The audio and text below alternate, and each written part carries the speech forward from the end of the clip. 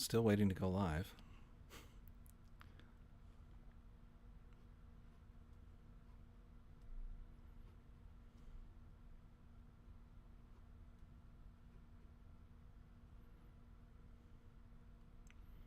I wonder if the latency is fairly terrible or something.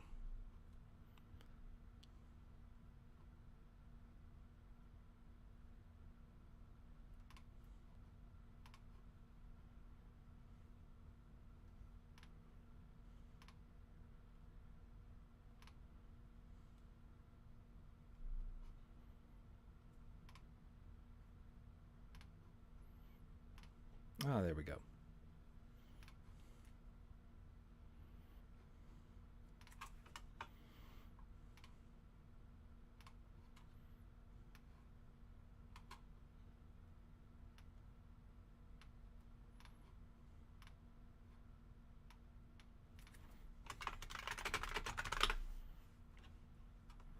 Hey, I think I see a Retro Tech Chris. My goodness. So I guess I am doing this streaming thing correctly. It is nice to see you, my friend. I wish we would be seeing you at VCF Midwest this year, but then again, I understand why you're not attending, and I wish you the best, and I'm sure we will see each other again very soon.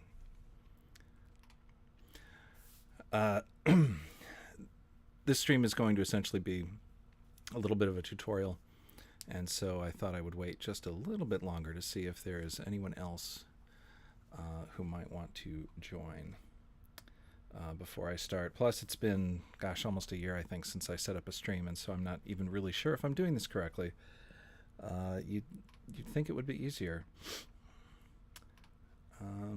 Currently, analytics see that there's a grand total of one person. And yeah, and I have no idea what the latency is, too. I think the latency is also terribly high.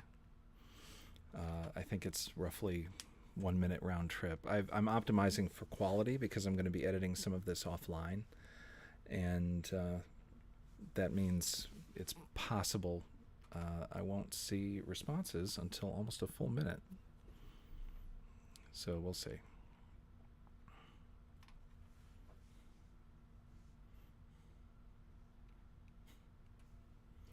But yeah, I hope you're doing well, Chris, if you're still here. Unfortunately, I've been trying to minimize my amount of time spent on Twitter, so I'm afraid that I have less opportunity to see your adventures, although I think I did see a gigantic stack of laptops at some point that you were testing. I thought that was great. But yeah. So yeah, I think I'm going to wait until maybe about 10 minutes in, and then I'm going to go ahead and start. The point of this particular live stream is that, honestly, I needed to archive some floppies, like preservation grade, and I thought it might be cool to record my process for doing so. So let's give maybe a couple more minutes for more people to come in, and then I will do that. I understand that a great deal of my audience is in Europe, and so they're not seeing this right now, and also, being a Saturday night, most of you are probably doing something a lot more interesting and informative. But so consider this sort of a dry run stream. I just wanted to see if I could get everything all hooked up and working. We've got at some point I'm going to be recording the desktop, hello desktop, and then also testing the results of the preservation on a real IBM, which I have hooked up behind me, and with various hookups. So we shall see. But yeah, still waiting till roughly about maybe 10 minutes into the stream before starting, or maybe not. Maybe I should just go ahead and keep on doing it. Sorry, I also have extremely terrible upstream bandwidth, and so I'm keeping an eye on the upstream. This stream in particular is coming to you via the AV1 codec, and the source of it is actually 4K 60 frames a second. Not this webcam output. This is terrible. But yeah, I have an RTX 4000 series card, and it supports AV1 hardware encoding. which is currently the highest generation of standard here for real-time encoding, and I have it at half my available upstream bandwidth, which is already abysmally slow, but as far as I can tell, things look okay.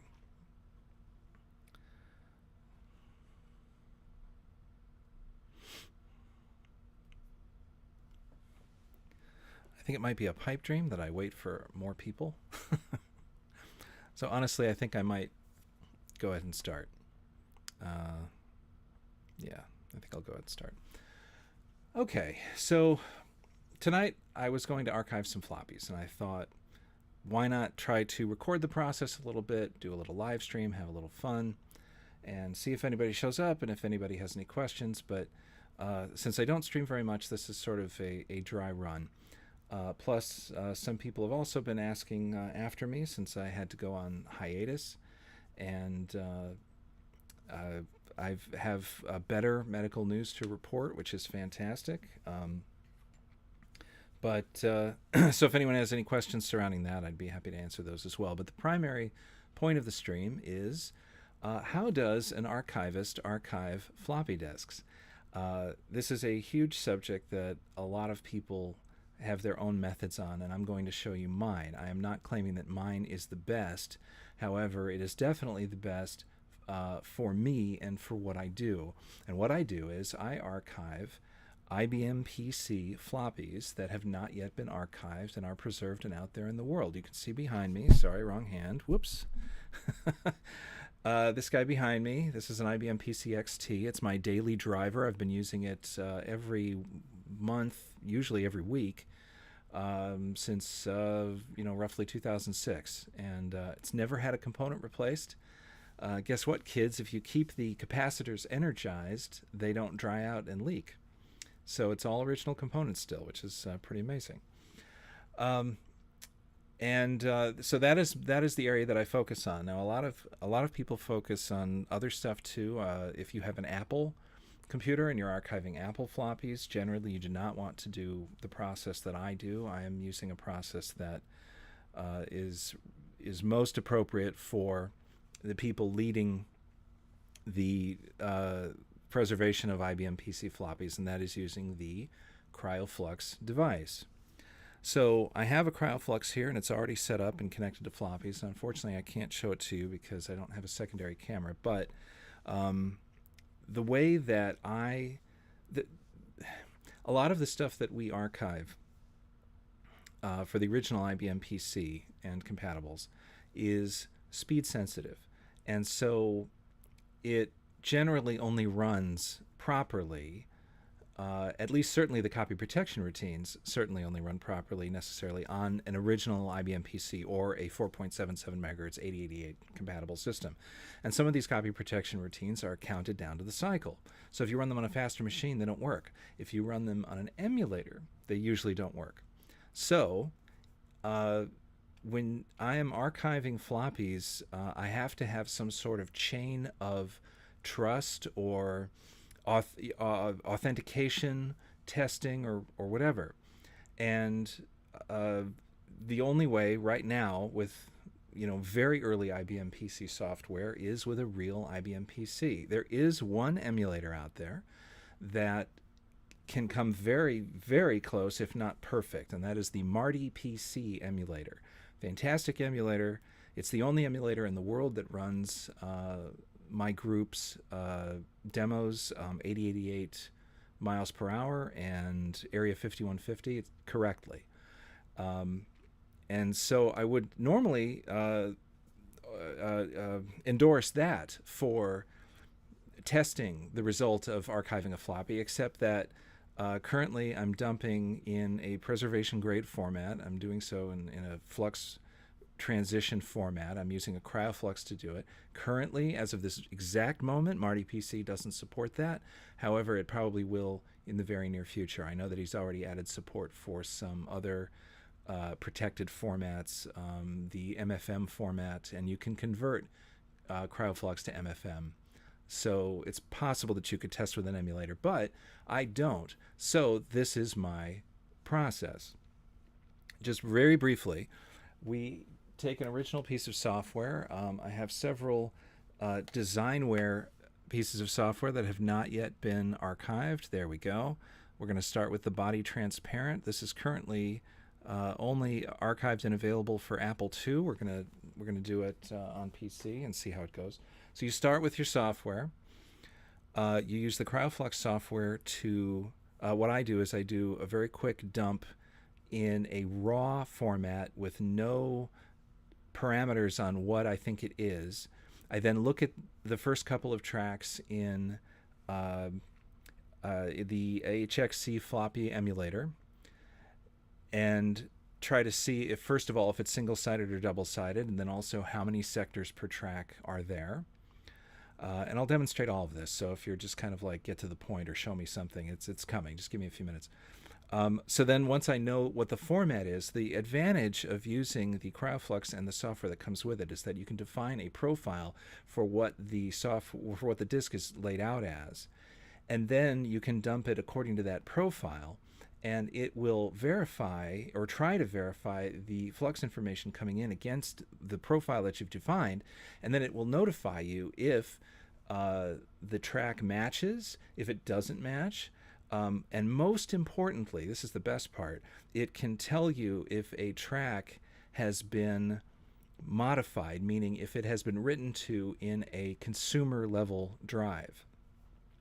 And that is great for archiving protected disks that are not write protected. And so you can't really preserve a disk and know that it's correct unless you have either that tool that can tell you if a track has been written to in a consumer drive, or if you're reading a disk that has no write protect notch at all, and so it is, of course, from the factory write protected. This comes into play because we will, a lot of the stuff that we're doing is we'll purchase things that haven't been archived yet off of eBay, or we'll trade for it or whatever, and it'll have a notch in it, and now you don't know if the disk has been modified. And if you don't know, you can't really properly call your dump of it correct or perfect or authenticated or archival grade or something along those lines. There are many ways to make flux level dumps of PC disks. You can use the open source Grease Weasel, but so far I don't think, and you can also use like other previous commercial products like the SuperCard Pro, which isn't being made anymore, or even going way farther back, the Cat Weasel. The problem with the Grease Weasel is that it doesn't have that authentication built into the software. Now maybe it will at some point, but that authentication against a saved profile is so important, and it also helps stop redundant preservation efforts, because the particular archival group I work with is called the Total DOS Collection. I don't know if I mentioned that before, but I am now. Hargel and I and several volunteers have been working on it for literally 20 to 25 years. New Total DOS Collection comes out this month, so you can look for that in your favorite haunts. And when we archive something, we want to know it's perfect, and once we know it's perfect and hasn't been modified to and is untouched, then everyone else can stop archiving it. Because, I'm trying to think of an example. I mean, the most common example, oh God, there is a bootable game that, I forget which one it is. No, here we go. Here's the problem with trying to archive stuff. California Games by Epix for PC. The first time you run it off of a floppy disk, the very first time, it queries your hardware and asks, what video mode do you want? And you're like, oh, okay, I want CGA. And you hit the video mode, and it writes to the disk the video mode you selected. The configuration is also stored. I think the configuration and the high score table are like stored in the same place. The first time you run the game, you've automatically written to it, and I'm not going to say corrupted it, but you've made it unusable as a master for archiving the disk. California Games is so frustrating because the only way we'll ever be able to get a proper archive of it is to find a shrink-wrapped copy, something that's never been opened and never been run, and then we can do it. So that's why I use the CryoFlux, is because its software has this sort of verification facility. You can dump with a grease weasel if you want. You can bring up the image in HXC floppy emulator, and I will be doing that later so we can see what some of these things look like. And try to look at it yourself and verify if things are fine. But that takes forever, and I would rather have the software just do it for me. So that's why I use it. I understand that there are some people who don't like the Software Preservation Society, the people who put out the CryoFlux. There are some people who actively campaign against it. I don't care. I view this as an apolitical, agnostic activity. I just want to save the bits. So that's what I'll be using. And I want to save the bits, and I want to verify the bits. Okay, so that's important. Now, let us go ahead and switch over to a desktop. I don't see any comments, although I do see someone saying "Huitzapidol hi," and that kind of feels like a bot, so I'm not really going to respond to that. But if you're not a bot, hello. I'm going to go ahead and go over to a desktop view, and I sure hope this continues recording, because now I can't see OBS and I'm only seeing my desktop. And so obviously, first step here, I don't know if you can see in the webcam, is you get your disk. The first part of dumping anything is to visually inspect the disk, because if it has mold or something else on it, you don't want it to get gummed up in your drive, and you'll get read errors when you don't it'll come up as read errors when it actually isn't. Now let me go back to full screen Jimbo here for a second. This is actually working out. You can actually see it. Just visually inspect the disk. Just turn it and look for any mold or scratches. You're trying to make sure that there aren't any concentric rings. But already I am loving this disk, because you will notice it has no write protect notch, which means no consumer drive should have ever written to this disk. So let's go back to the desktop and get a clean desktop. All right, so first things first, let's actually bring up the UI, and let me zoom in here real quick. I hope this works. There we go. That's better. So the first thing is calibrate the drive, and you can do this without a disk in it. One important thing to note, you calibrate the drive, and it will try to determine the last track in the drive to determine if it's a low-density drive or a high-density drive, and I'll do that now. Okay, and it's a seek test, and you don't need a disk in there, and you'll probably hear it go. Here we go. So it found 40, 41. It tried for 49 and it failed, so maximum is 41. Now, most people who use the CryoFlux do it with high-density drives. I don't. I am reading only double-density disks, and I use a double-density drive. The CryoFlux wasn't really intended to be used with a double-density drive, but I have a very good reason for doing it. And that is because another way I verify that the archive is fine is I write it back to a blank floppy, and I test it on real hardware. The only truly reliable, as reliable as you can get, the only reliable way to write a diskette back is to do it on the drive that read the Flux image. Some people have reported success, which is great, sending CryoFlux to somebody else, and then they write it out and it works fine for them too, and that's great. But it's because this drive runs at this particular speed, and its track spacing is so much, and whatever. So that's why I deliberately use a low density drive. You may notice that the calibration showed not only that everything is working, but that the maximum track for this drive is 41. And that's not a typo. These drives don't just have 40 tracks. They usually can go out all the way to track 42. You might be wondering, if they can, why weren't they used? Well, tracks, the first 40 tracks were considered safe in the usable area of the disk. Track 41, one extra, was sometimes used in some copy protection schemes, and also some extended format schemes, like if you ever used 2F or 2MF, some or FD formatter or something that formatted like more data on a disk, they would cheat and use another track. The 42nd track is interesting in that that is a track where some professional duplicators, like the form master, wrote their script and other config information. So by reading all the way out to track 42, you can get that information. Then it's got usually some useful information, not only just for historical purposes, but also for preservation and I'll be honest, cracking. Because you can see, like, how you see the parameters that were fed to the form master machine, which is pretty cool. Not all diskettes were copied with a form master, but the majority of IBM PC disks were.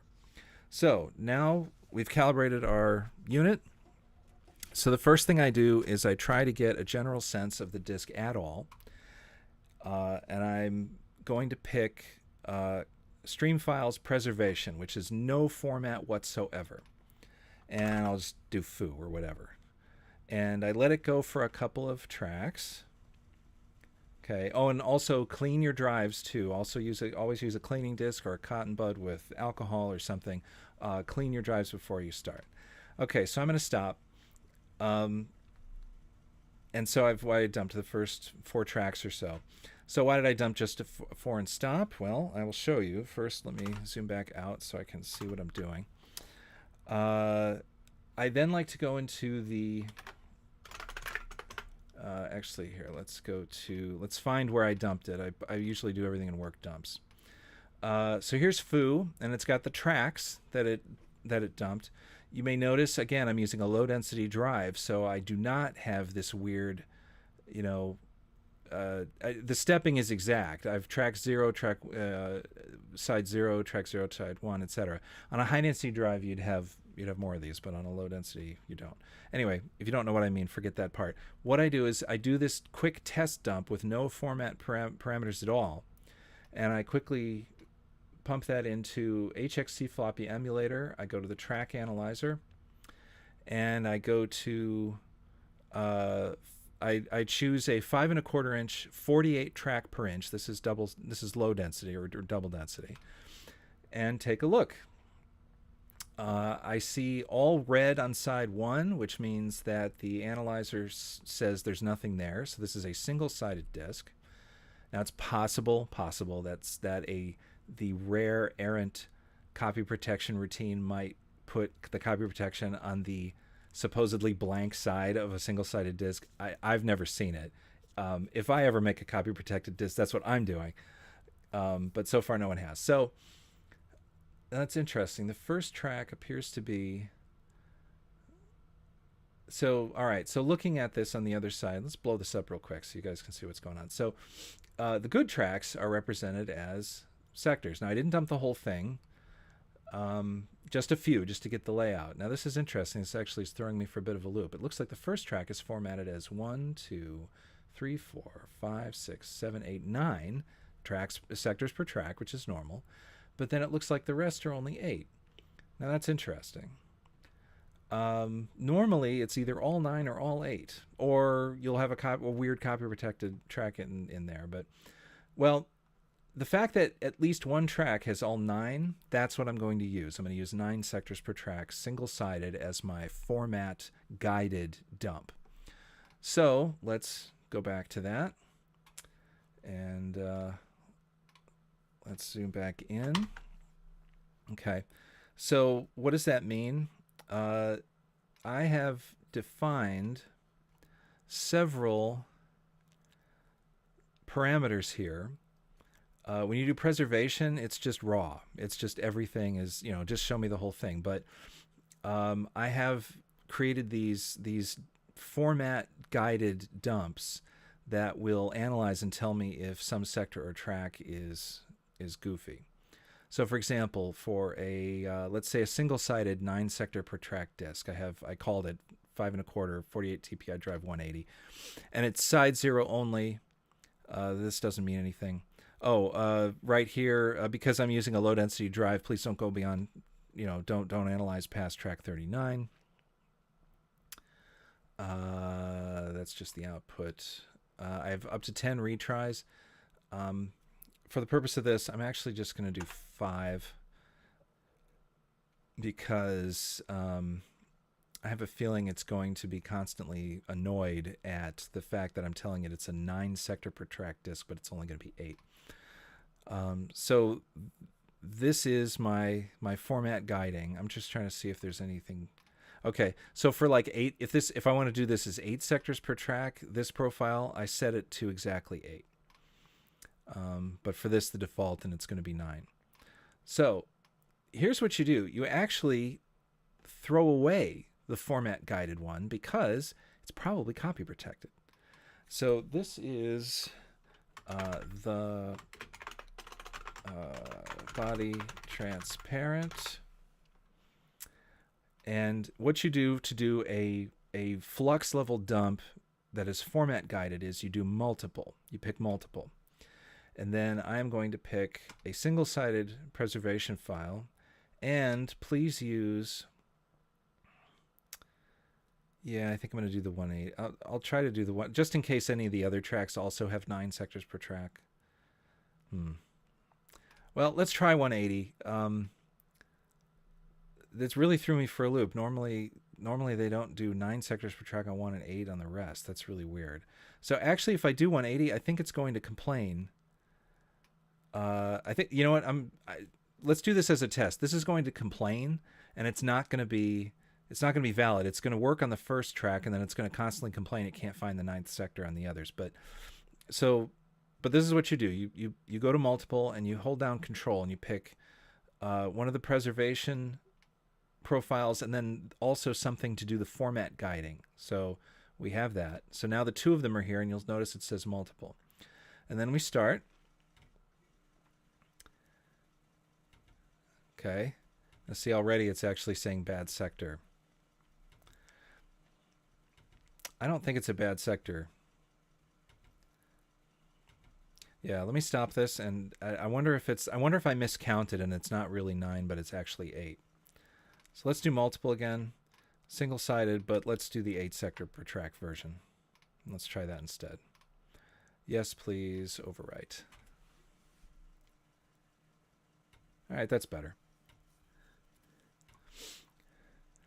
So there was something up with that first track, and it's either copy protection or just sort of a strange format. Now, I don't know what B is, but when it's done dumping, we will take a look. And so that's another thing about the software. If you see some status that isn't correct, you can hover over it, and it'll tell you what that is. And I don't remember what B is off the top of my head, but should only be another 20 seconds before we can find out.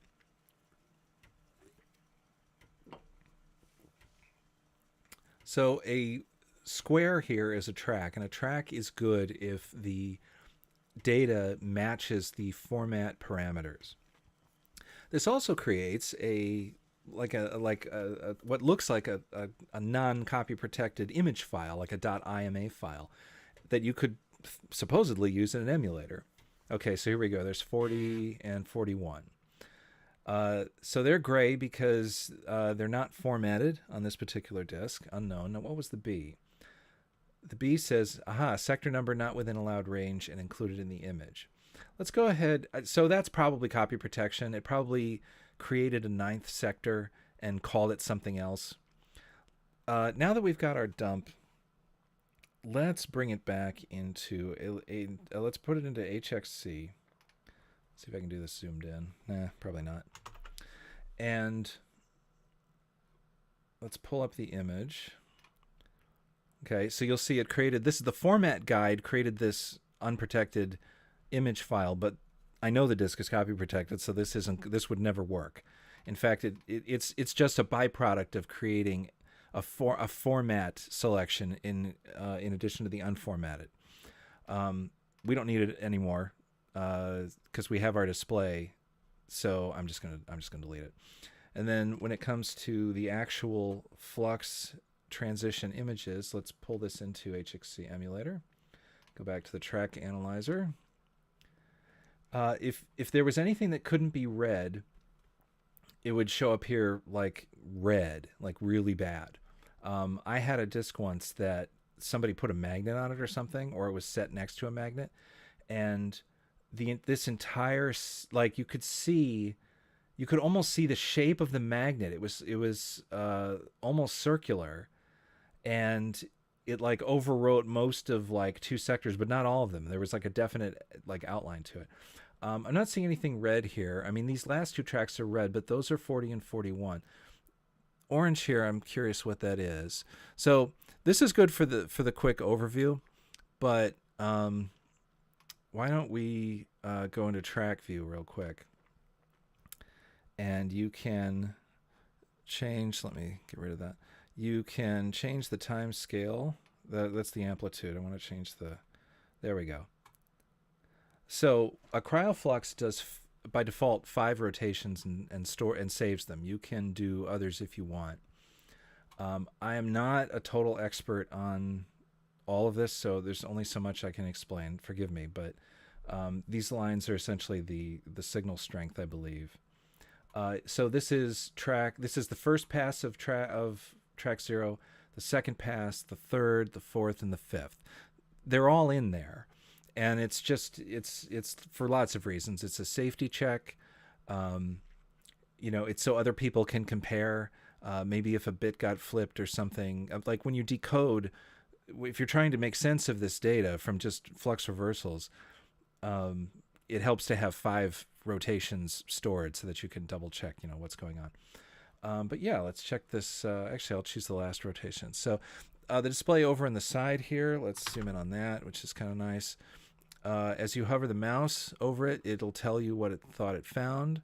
So I see what? 1, 2, 3, 4, 5, 6, 7, 8. So that's interesting. Yeah. So what are the IDs? Let's see. So this is sector ID 1, but track ID 10. Yeah, see, this is why the CRCs are okay, but that doesn't seem right. Now, the actual data itself is fine because you can see a little copyright message hiding in there in the boot sector. Copyright 1985, designware. Please wait while, and then something. And then, player bonus score. So we were already, please wait while the game is loaded. That's interesting. So to be honest, none of this is surprising. I mean, it's normal when you're dumping a copy protected disk to have something like this, but the fact that the rest are fine, this is great verification. Not just against copy protection, but also against damage. If there's something damaged, these won't fit. So now that we have the image, how does Jim test to see if it is valid? We are going to write it back to a floppy, and I happen to have here, let's set this up. You can write back. Can you write back from this program? I don't recall if you can, but the command line utilities do let you, and that's just simply what we're going to do. So let's go to where I had this. Come on now. Okay. Whoops. Well, that's weird. I hit enter and the screen. Okay, that's a problem. I hit enter and the screen goes down. Well, that's weird. All right. That's ridiculous.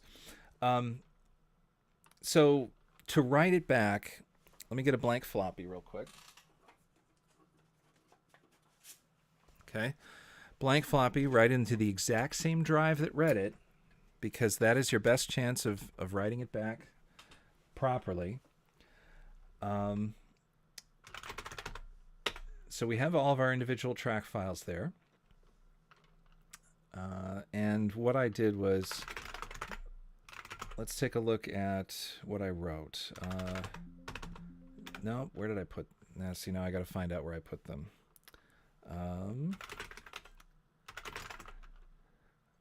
Let's see.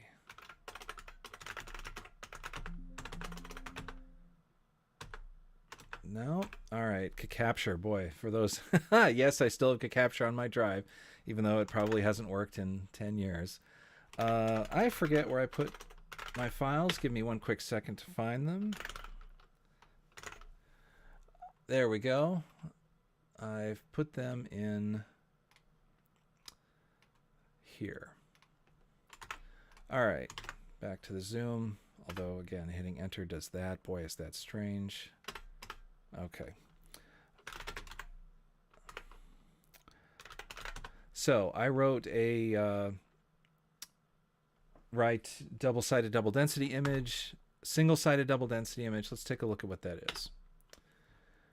Okay, so just basic batch file stuff. So it runs DCT. Format is track files. W means write. I forget what K1 means. E41 means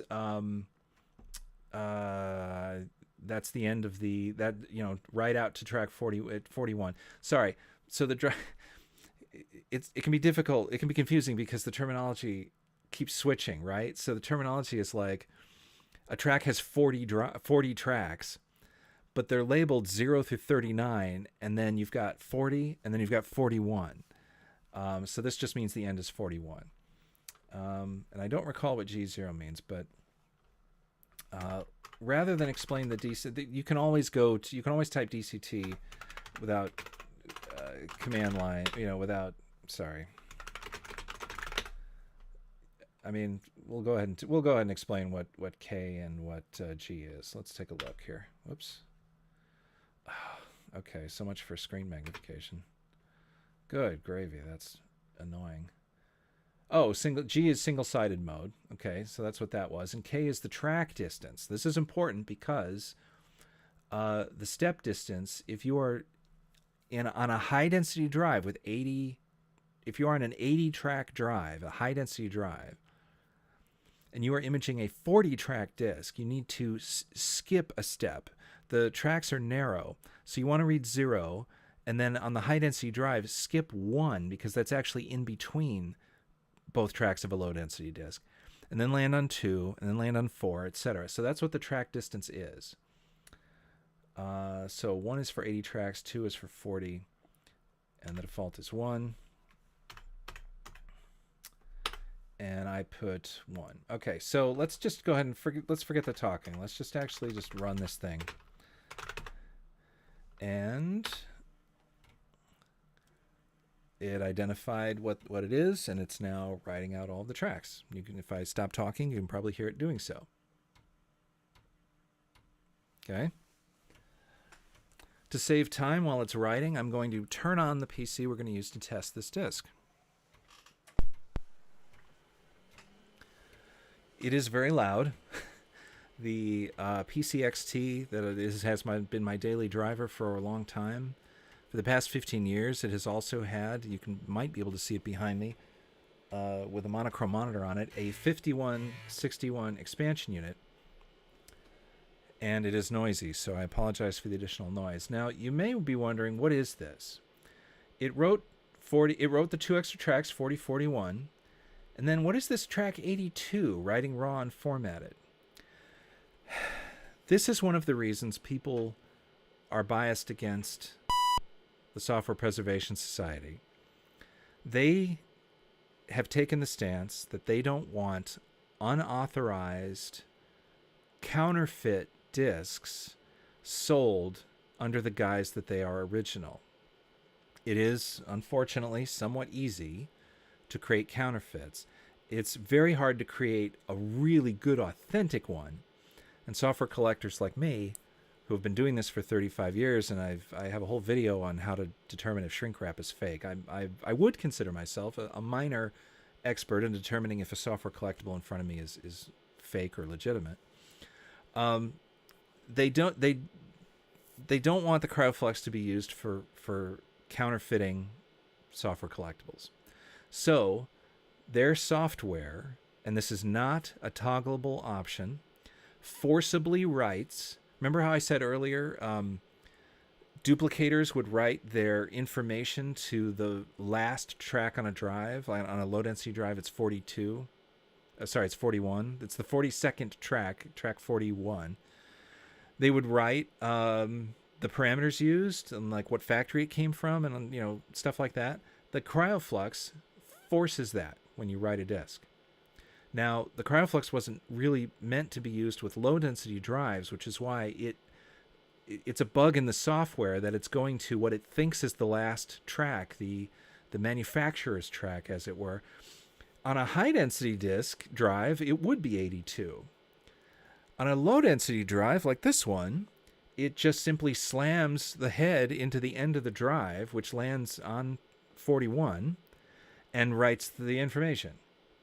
So if you did have original info on track 41 that you wanted to preserve, it's forcibly overwritten by the Software Preservation Society software, writing out, hey, this is a duplicate, not an original. I see both sides. I mean, it's nice that they want to try to prevent counterfeiting, and through the use, they want to try to take that ground. At the same time, I'm really kind of pissed because when I write out a Flux image, I want the whole thing out there. This is probably one area where the Grease Weasel has an advantage. When you tell it to write something, it just goes ahead and does it because it's open source hardware and software. Anyhow, we have written our disk. Let's now switch to a much more appealing view for troubleshooting it, the PC. And now I can, and if I haven't been responding to your comments, I'm very sorry. Now I can actually see them. When I'm in that full screen view and I'm doing my thing, I can't see them. So Rick Dens, very happy to see you. And I will try to respond to questions and so on after we do some more. But let's go ahead and put the disk in the drive. Grab the keyboard. Now, being a copy-protected disk, I would be shocked if it had a table of contents. I don't think it does. It does not. So I'm just going to simply reboot. I do have the PC speaker hooked up, so it should record. I've now hit Control-Delete. And let's see what we get here. Okay, there's not too much time to wait for booting because this is a warm boot, so it won't do the memory. Okay, so now it's booting. And I always like to look and listen to the drive. There we go. And this is the first time, very likely the first time, that the PC version of the Body Transparent has ever been seen because it was never archived and floating around out in the world. I've never seen it in Ware's archives back then or here. Oh, check that out. Designware, they kicked ass when it came to educational software. I don't know what it was. So it obviously passed its copy protection check, and it works. So I would consider the CryoFlux dump of this verified working, and also because of the mere fact that like I showed earlier, the disk itself has no write protect notch. Another thing I like about Designware is that they usually have an attract mode or demo, so that's what's happening here. I will go ahead and start this briefly just to take a look at this. No one has seen this game in 30 to 35, not 35, that's not fair. That assumes it had a life of 1 year. No one has probably seen this game in 30 years. Actually, it's 2024. I will say 35 years. You know what? I'm just going to let the demonstration run because it's probably playing the game a lot better than I could. Oh, that's cute. So, put the bones in the right place. This particular game is for ages 10 and above. It is a bootable disc, which I love. And also and it only uses, it says on the disc label, it only uses 64K, is appropriate for PC and PC Junior, which means they tested it on a PC Junior, which is great. So here live, we are seeing the educational game, The Body Transparent. No one has seen this since it was used on original systems because no one has bothered to archive it until just now. I have more to do, but but they're all Designware, and the second disc I will archive and test. Believe it or not, there is no pristine CryoFlux dump of Microsoft Adventure out there, and that is the very first game for the PC, and so I thought we'll go ahead and try to archive that. I didn't realize this might not be family friendly. Let's I mean, there's nothing inherently wrong with what's just displayed, but probably best not to anger the YouTube gods and get out of there. Let me see if I can catch up on chat a little bit. What have we got here? Let's see. Rickton's redacted his messages, but because I've been putting the messages up on the screen, they are there. So, Richtons, I'm going to respond to what you originally wrote because I think it's interesting, and there's certainly nothing wrong. I don't know why you redacted them. They're fantastic messages. I'm glad you picked up a 5150 with 5161. They are cool. It's cool to have an IBM PCXT with 15 usable slots in it. I have a memory board, an EMS board in my expansion unit, and also that's where the the monochrome graphics card, the monochrome video card is. It's an actual MDA, so it doesn't do Hercules. And, it's...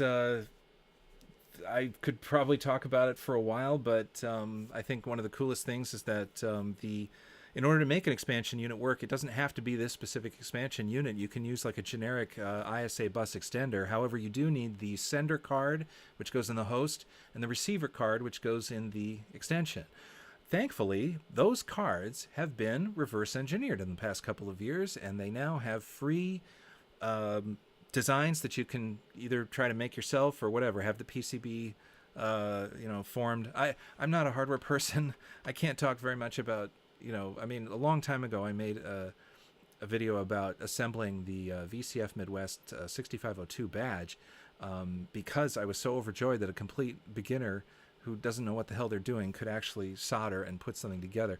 So I'm not going to talk too much about PCB fab because I don't know anything about it, but the sender card and the receiver card, if you didn't receive those Richtons with your expansion unit, you can have them made out of the reverse engineered specs, which is fantastic. John made the live broadcast. I don't usually do live stuff, and I've been on a hiatus. I still really am. This was just something I was going to do tonight anyway, and I thought, what the hell? Let's see if I can do this as a live stream, and it seems to be working. Richtons, image floppies is important. It's the only way I've been able to write 8-inch floppies for your TSR. You wrote TS Model 12. Is there a TRS-80 Model 12? I don't know if you wrote that right, or maybe you just meant Model 1 and or Model 2. Yeah, absolutely. It's a shame. We all think that archival institutions will be the ones who are trying to do the right thing and save things. Growing up, at least, in the 80s, we viewed libraries and companies as people in charge of this. Guess what? They're not. Everything is ephemeral. Nobody cares about anything. If you want to save your generation's history, it's up to you. This may echo this. If this sounds familiar, most, there are certain archivists out there who are very vocal, and they say roughly the same thing, but it is a true statement. So it's up to us, and we're doing it. And I mentioned earlier that I'm one of the curators of the Total DOS collection. That if you do, we don't make it public because archival, unfortunately, has not. Copyright law has not caught up to preservation and archival, and it's a real shame, especially since you may have heard the term abandonware. I don't like that term. It's not the term I wanted. We actually there was a group of about 15 of us who voted on what to call it, and I wanted old wares, but abandonware worked. That's a total story for another day, but abandonware isn't an actual legal concept. You just need to, I don't know where I'm going with this. I'm sort of rambling, and these are things that I've said before, but the stuff that I do goes into the Total DOS collection. The Total DOS collection is released once a year. If you do a search for it, you will find older versions on archive.org. You might find newer versions in other places. We do this anonymously and carefully because copyright law has not caught up to the needs of historians. And it's a shame, but that's what it is. So I'm not just, and of course, if anyone asks me for this stuff, of course, I'll give it to them as well, hobbyist to hobbyist. But anyway, I'm not sure what the point was, but now I'm going to go back to comments and try to unbury myself from whatever the hell that thought was. Actually, I'll tell you what. If you give me a second, I'm going to go grab the very first PC game ever made to archive it, and I'll be right back. Give me 2 seconds.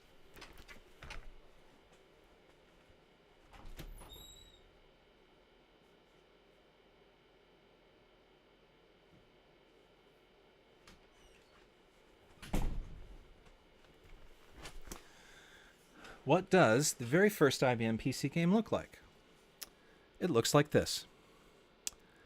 This is from IBM in a kind of a plastic folio packaging.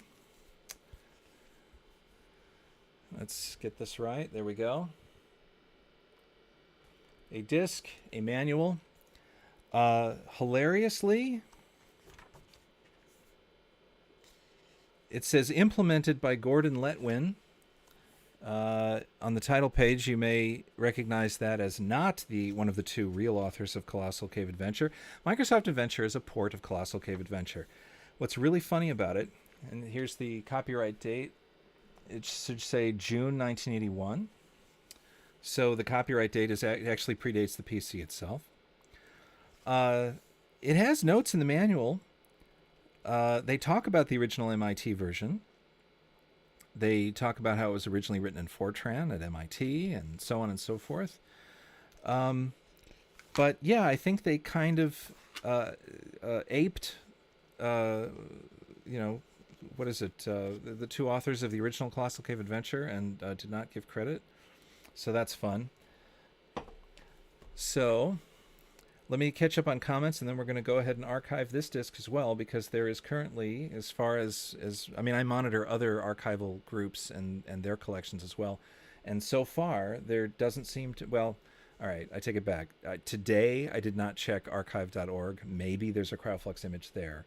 But archive.org is unstructured. Anyone can upload anything. And as I explained earlier in the hour, being able to verify these dumps is really important. And so we, at least in my archival collective, we take that very seriously. We hope we're known for it. In the file, we add like a very specific tag, like an exclamation point, if we consider it to be absolutely pristine.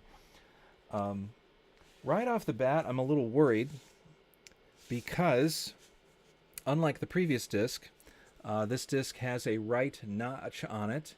I know it's a little bit better that it's got a write protect tab on it, but it does have the notch. It is entirely possible this disk was written to at some point by a save file. So let's go ahead and let's archive this disk. And I know I said I would get to the comments. Let's actually go ahead and archive the disk first, just because generally I have lots more time at the end of the stream to respond to comments. So again, I'm looking at it. I don't see anything in particular that would be a red flag. I don't see any concentric rings, which would indicate heavy wear or the oxide being stripped off the wafer. It's not sticky, so the binder hasn't started dissolving yet, which is good. There's very little wear on this disk, so I'm hoping that the original owner put the write protect tab on it before he started using it. But let's find out. Let's switch back over to our desktop and get out of OBS and get over here. Okay. And thank you, Body Transparent, but we don't need you anymore. Let me zoom in again, just because that's a nicer display for those looking out on their phones. As before, let's go through what I did before. I just simply did a quick preservation raw dump just to get a couple of tracks, just to get the lay of the land. So let's do that. I saw a couple of comments about the grease weasel and so on. Again, there are reasons to use the grease weasel. There are reasons not to use the grease weasel. I'd be happy to talk about them when we are done. All right, stop that. Let's start HXC floppy emulator and go to our quick test dump and take a look at the disk view. Uh-oh, that's not good. Well, here, let's take a quick look at let's look at it. Let's do the bird's eye view. Well, boy, that is, wow, look at that. So what have we got? 1, 2, 3, 4, 5, 6, 7, 8, 9, 10, 11. What? Sorry, this is not what I was expecting at all.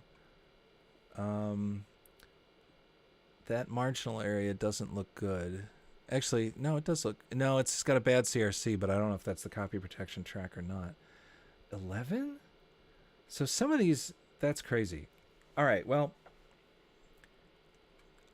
The fact that there's nothing on the second side is useful information. And there wouldn't be, and I didn't need to see this to know it was a single-sided disk, because it was the very first game for the PC published by IBM themselves, and IBM shipped the original PC with single-sided drives. So there's no way this disk is double-sided. Also, they themselves, there's a lot of extra sectors on here, and I think they're either... Wow, I was not expecting this at all. They're either vestigial artifacts of a previous format or something, or gosh, I don't know. I'm really thrown by that. I wasn't expecting 11 or 12 tracks. But here's what I'm going to do. I know how to dump this because we have the advantage of history. And history says the original IBM PC shipped with single-sided drives, and IBM's own recommendation for the first 2 years was to format diskettes as 8 sectors per track, not 9. Tim Patterson, who originally created the version of DOS that went on to be purchased by Microsoft and used as MS-DOS, Tim Patterson, I found something from him from, I don't know, 10, 20 years ago, where he's like, yeah, I tested 9 sectors per track just fine. I don't know why IBM went with 8. I guess they were just trying to be cautious. But anyway, let's call this Microsoft Adventure. And despite my confusion at looking at the image file, we're going to do multiple like we did before. I know it's a single-sided disk because IBM shipped single-sided disks when this game came out. And we're going to do 8 sectors per track as the second format, as the format guide. The contents of this will be discarded, but it's a guide for the software to give me colored squares to show me a status. We'll use 8 sectors per track because that was IBM's recommendation at the time. So let's see what we've got.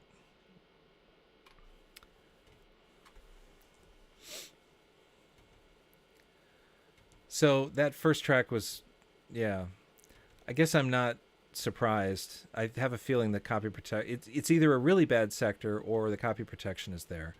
I don't think it's a bad sector because I'm pretty sure I've booted this disk before. However, the fact that there were so many bad sectors, or not bad sectors, because there were so many extra sectors, I think this format guide is just going to say all of them are quote-unquote bad.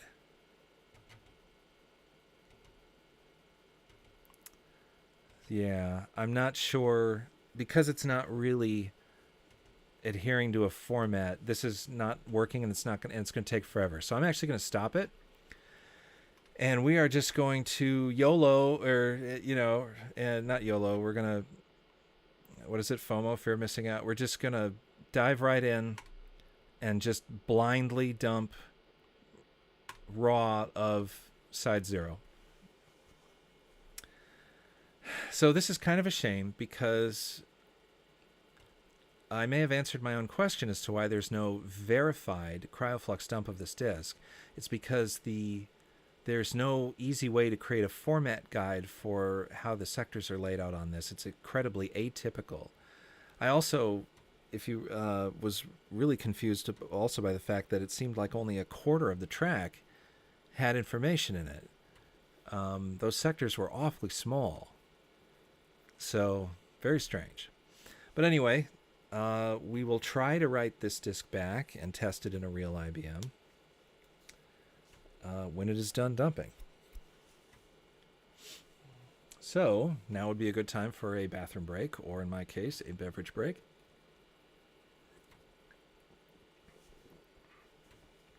Apologies to everyone leaving comments. When I'm finished testing this disk, I will go back and we can have a discussion. This will be the last disk I will dump. I thought I was going to do a whole stack of them, but I talk and ramble. Apologies. So I think I also have a hard stop in about an hour and 15 minutes. So we'll just do this too. But hey, kind of cool to see the very first game ever made for the PC, right? There might have been earlier games made, but this is widely recognized as the first commercial game, especially since the copyright date even predates the PC itself. It's obvious that Microsoft was working in conjunction with IBM to have this and other. There are about 4 or 5 others. There's IBM Casino, there's Microsoft Decathlon. I think I have all but one, and they're all in that same folio packaging. All right, so we dumped all 42 tracks. We set the disk aside. Now, actually, because this is unverifiable, at least within the confines of this very specific test, let's do something first and see if the disk actually was bad, or there we go, or if the original disk is actually fine. So let's verify that the disk itself, the original disk, is fine.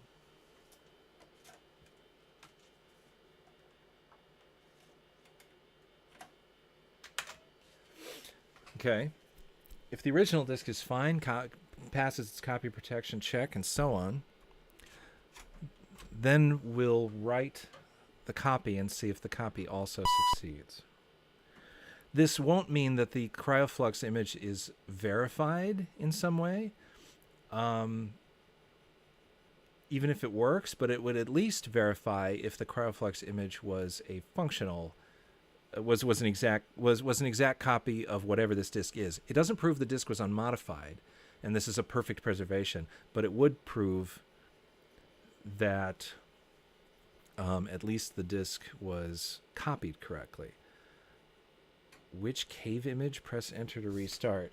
I have never actually played Microsoft Adventure, and I am now very quickly looking at the manual to figure out what it is they mean. Oh wow, Microsoft Adventure requires only 32K of memory. I did not know that. To back up your diskette. Oh, that's interesting. Oh my goodness, to make a backup copy, follow these instructions. Remove the silver write protect tab from the diskette. That silver write protect tab might have been original. That's cool. Okay, if I type star backup at this prompt, it will make a backup. And the reason it wants you to remove the write protect tab is so that it only allows, according to the official instructions, it only allows one backup to be made. So it wants to write back to the disk that the backup has already been made. That's hilarious. However, I just want to see if the game will load. So what am I supposed to do with the image? Which cave image? It says press enter to restart, but it also says press enter to begin a new game. So let's try that. The diskette is still write protected, so I'm not concerned that it's writing to it. Welcome to Adventure. Would you like instructions? So this is good enough for me. I'm not going to go ahead and play through Microsoft Adventure. This was just to test that the copy protection was valid and that it worked. So let us write the diskette now. Let's write the copy we made. And what's the quickest way to do that? Okay, we go back here. All right, whenever I hit enter or tab, for some reason Microsoft Magnifier shoots up like that. It's really weird. Earlier in the stream, I talked about what batch file I was using and what DTC command I was executing. I'm not going to do that now. Verify the disk I'm about to write to is in fact my blank and not the original. And I'll use my same single-sided batch file here to write it out. Okay. I think one way, now that I've read the manual and I realized it allows you to make one backup copy, I have a feeling if I try to make that backup copy and it refuses, it means this disk has in fact been written to already and that I can't really consider this a decent disk for preservation. But if I try to make that backup and it succeeds, that means this write protect tab is still on. I can't believe it said that in the manual. I have never seen a diskette ship from a commercial diskette ship with what looks like a hastily applied write protect tab to it. Okay, so now I'm actually kind of excited. This might actually be a pristine disk image of this. All right, or at least a pristine disk. Okay. Let's see here. Okay, let's go back. Let's put back on. There we are, so I can see what I'm doing. I'm going to Control-Delete. And let's see what happens. It's possible the disk may refuse to boot if it notices it's not write protected. That would be interesting.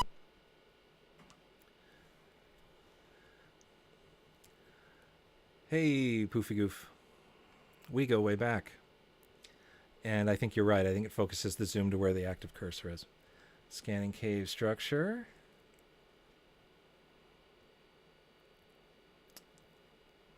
So far, so good. I can hear it and see it seeking. You do this enough. You work with these games enough. And, oh, okay, moment of truth here. So the copy booted. I am going to invoke what the magic manual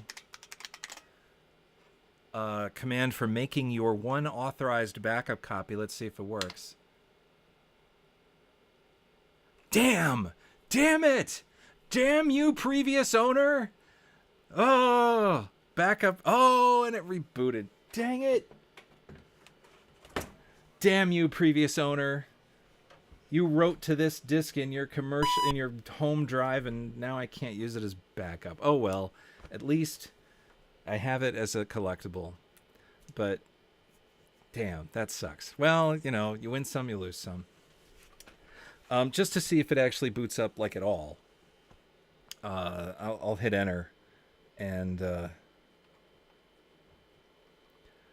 I would consider this a good CryoFlux dump, even though I wasn't able to do format guided verification of it. Let's hit enter and see if it actually works. Yeah, okay. Would you like instructions? No.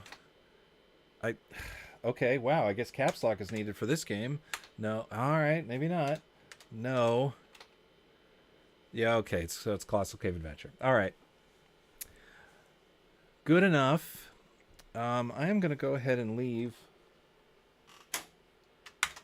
the PC on, rebooted, not only to give us something to look at, but also in case if the chat has any requests, I can take them.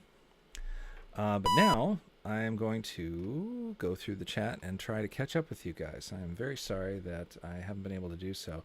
It turns out it's really difficult to live stream and respond to people when you have one monitor. I think most professional streamers have two, and so that way they can very quickly glance to the side and look at everything. But let's continue our conversations here. I agree, Errant Massa, the YouTube gods could do with far less pearl clutching. However, I just wanted to be safe, which is why I rebooted right in the middle of an anatomical drawing of a male. If I had to automate the disk imaging with a batch file, how would you select the text from the command output? That's I Heart Max. My colleague my oldest colleague in the Total DOS collection, Hargel, who I've known since the mid-90s, does automate everything with batch files because he uses a grease weasel. And uh, we he did the verification by, I mean, I like to use the Software Preservation Society's program, give it a format to follow, and have it tell me if the disk has been written to or not in the drive.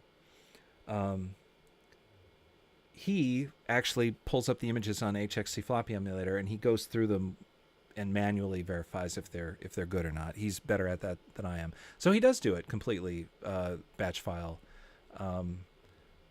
and it works fine. That's one way to work. I need to go faster, and so that's why I choose a CryoFlux and I choose their software. 12 is the success. Rick Dens is correcting me. 12 is the successor to the Model 2 TRS-80. Thank you for that. Sound card database. I love your channel. I hope you keep doing what you're doing. Thank you. I am feeling a little bit better. Sound card database. You are you are also the person working on a documentary that I very much want to. I appreciate you waiting. So Sound Card Database is working on what I think is a fantastic documentary that he's posted about in Vogons before. The history of the ad-lib, both the company and the card, a very pivotal card that, I would say is more than 50% responsible for PCs being taken seriously for gaming. I think more than 50. I mean, a lot of people would say, "Oh, geez, it's 100%." It's ad-lib. Everything supports ad-lib. I mean, I think the PC Junior, I think the Tandy 1000 actually, and Sierra's support of those standards years before there were actual sound cards. I think that contributed. But it's a fantastic documentary project. It's with the original people involved, and I'm very happy that you're working on it still, and I hope eventually we will get to see it. I am feeling better. I got good medical news yesterday.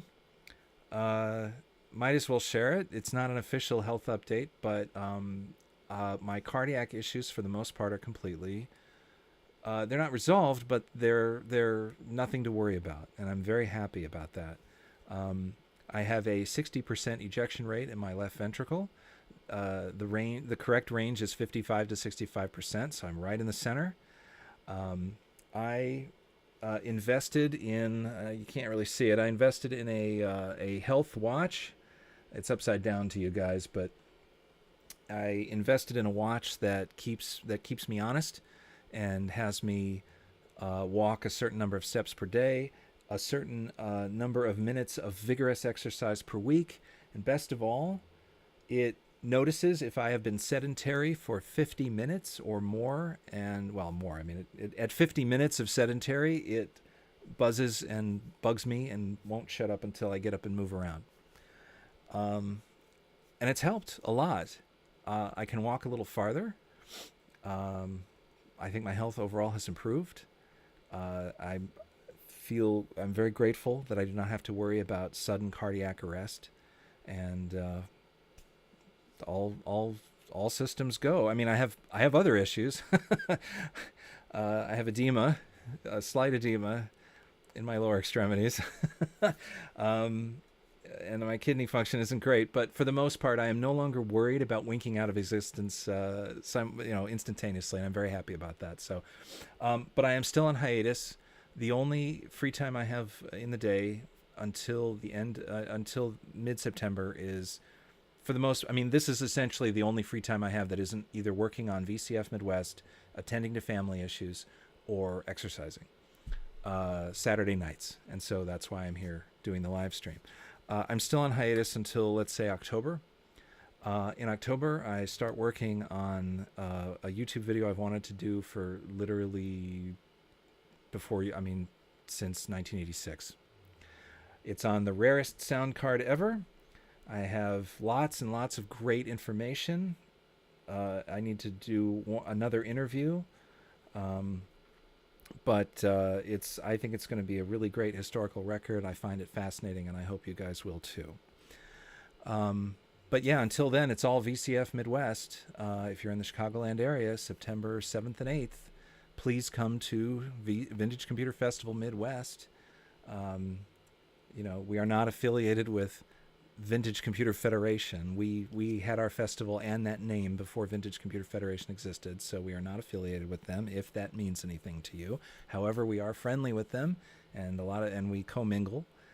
We are in a gigantic facility this year. We are easily the largest vintage computer festival in the world at 50,000 square feet. We are terrified, but hopefully it will go well.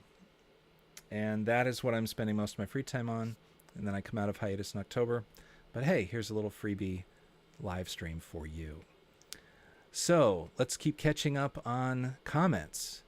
And sorry, and Sound Card Database.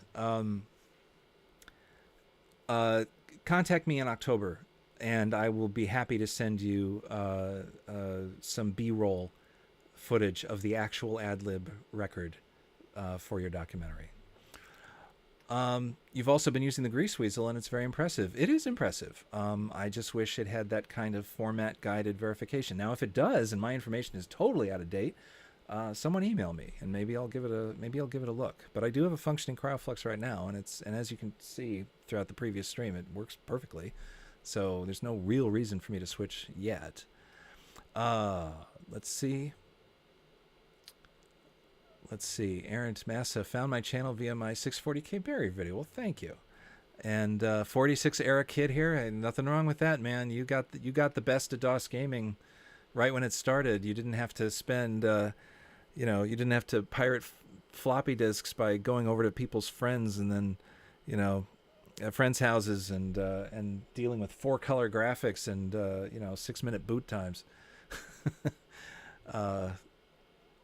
I have very fond memories of gaming in the 46 era. I built the second computer I ever built was a 46 out of parts, and I tripped the circuit breaker for my entire apartment complex at the time because back then the AT power connectors, not ATX, the AT power connectors on the motherboard were not keyed, and I didn't know what the colors were, so I put them on like backwards. I flipped them and turned it on, and the whole apartment complex went dark. So fun times. Thankfully, I didn't burn out the motherboard, and I played with my 46 that day. Rick Den's been looking for adventure for years. Well, I mean, this image that you said you were, maybe you should just write the image and try it. Microsoft Adventure has been copied and cracked 6 ways from Sunday, so you can certainly play through the entire game with a cracked copy. And it's a short-ish game, so I don't think you need to. If you find a cracked copy where saving doesn't work, I don't think that really matters. I think you can just kind of leave it and come back the next day, or follow a walkthrough or something like that. So there's that. What else have we got here? It's Ian Scott. If that is who I believe I know. Still catching up on comments. John disagrees with my use of CryoFlux. Well, John, if you go back, you can see my arguments for using it. I am totally aware of why people don't like the SPS. As soon as Grease Weasel has format-guided verification to the level of flexibility, of ease that I use, I will be happy to switch. And there we go. PC Retro Check. You are looking well. That might be because I got a haircut. I'm feeling well. I don't know if I look well. I have had a tremendous. I can't seem to lose weight. That's the quickest way to put it. Now, if I ate nothing but grilled chicken and lettuce, obviously I would lose weight. I know how to lose weight, but I don't want to be miserable. What I have enough energy to. What I really need to do is become way less sedentary. I mentioned before edema. It turns out, I love how they don't necessarily teach you this in school, and you have to find out about it when it's already too late. It turns out that edema is collection of fluid in extremities.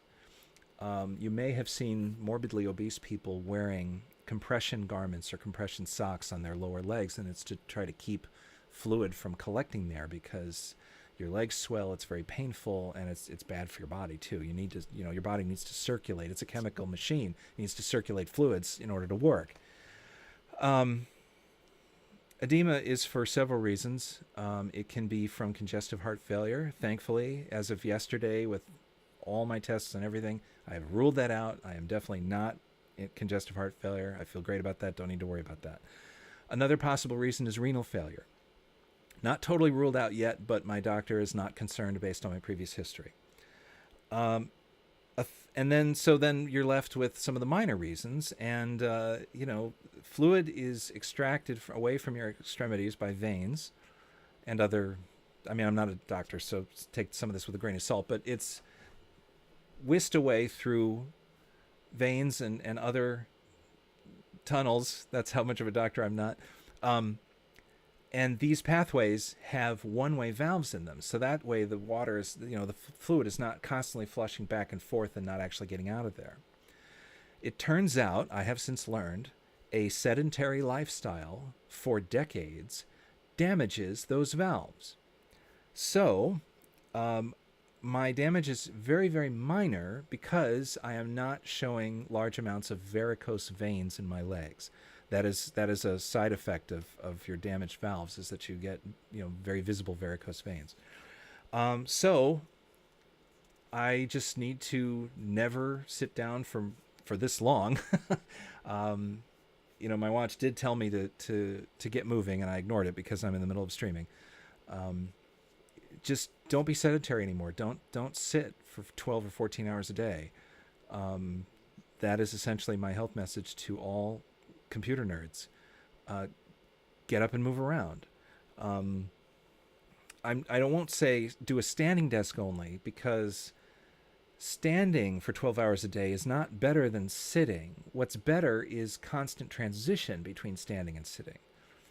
If you are going to stand, you can and you want to use a computer for 12 hours a day but still be active, they make under the desk small treadmills, walking treadmills, and so you could do that. I don't like that, so I choose instead to get up and walk around the block and get some fresh air and so on. And I feel I'm doing better, so I'm happy. Let us keep catching up. Let's see.